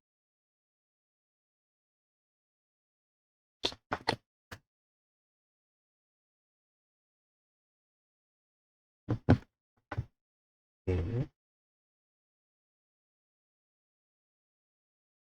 I hope you guys enjoyed stream today. I hope you guys enjoyed the incessant yapping and basically none of the art. Okay, let me changing settings. Thank you. Okay, now. And like the art that didn't get done, I just stared at you like my yapping. Aw, thank you. Thank you. I feel like the three of you active in chat Yeah, active in chat are unreliable sources. As my friends, you have already built a tolerance to it. Wait, huh? Wait, what happened? Oh my god, I'm so sorry. I am not going to lie. When I was clicking around to rate into Letty the second time, I started spam clicking and I think I just clicked in on your message. like I'm looking. Okay, Letty says I should be good. I'm looking at it now and the rate overlay aligns very nicely with where the Twitch chat is and where the pin button is. Where I can pin something with no confirmation. Okay, let me. Okay, don't forget. There's a message. I have a. Oh, I have a great message now. We made it together. Okay, let's go rate Letty. You guys excited? Are we all excited to see our dear friend Axel Letty again? Okay, the rate's starting soon. Don't forget the message. Everyone say hi to Letty. We are gonna go in real soon. Thank you all for coming today. That was the wrong screen. Let's go! Hell yeah! Get it, get it, get it. Let's go rate Letty.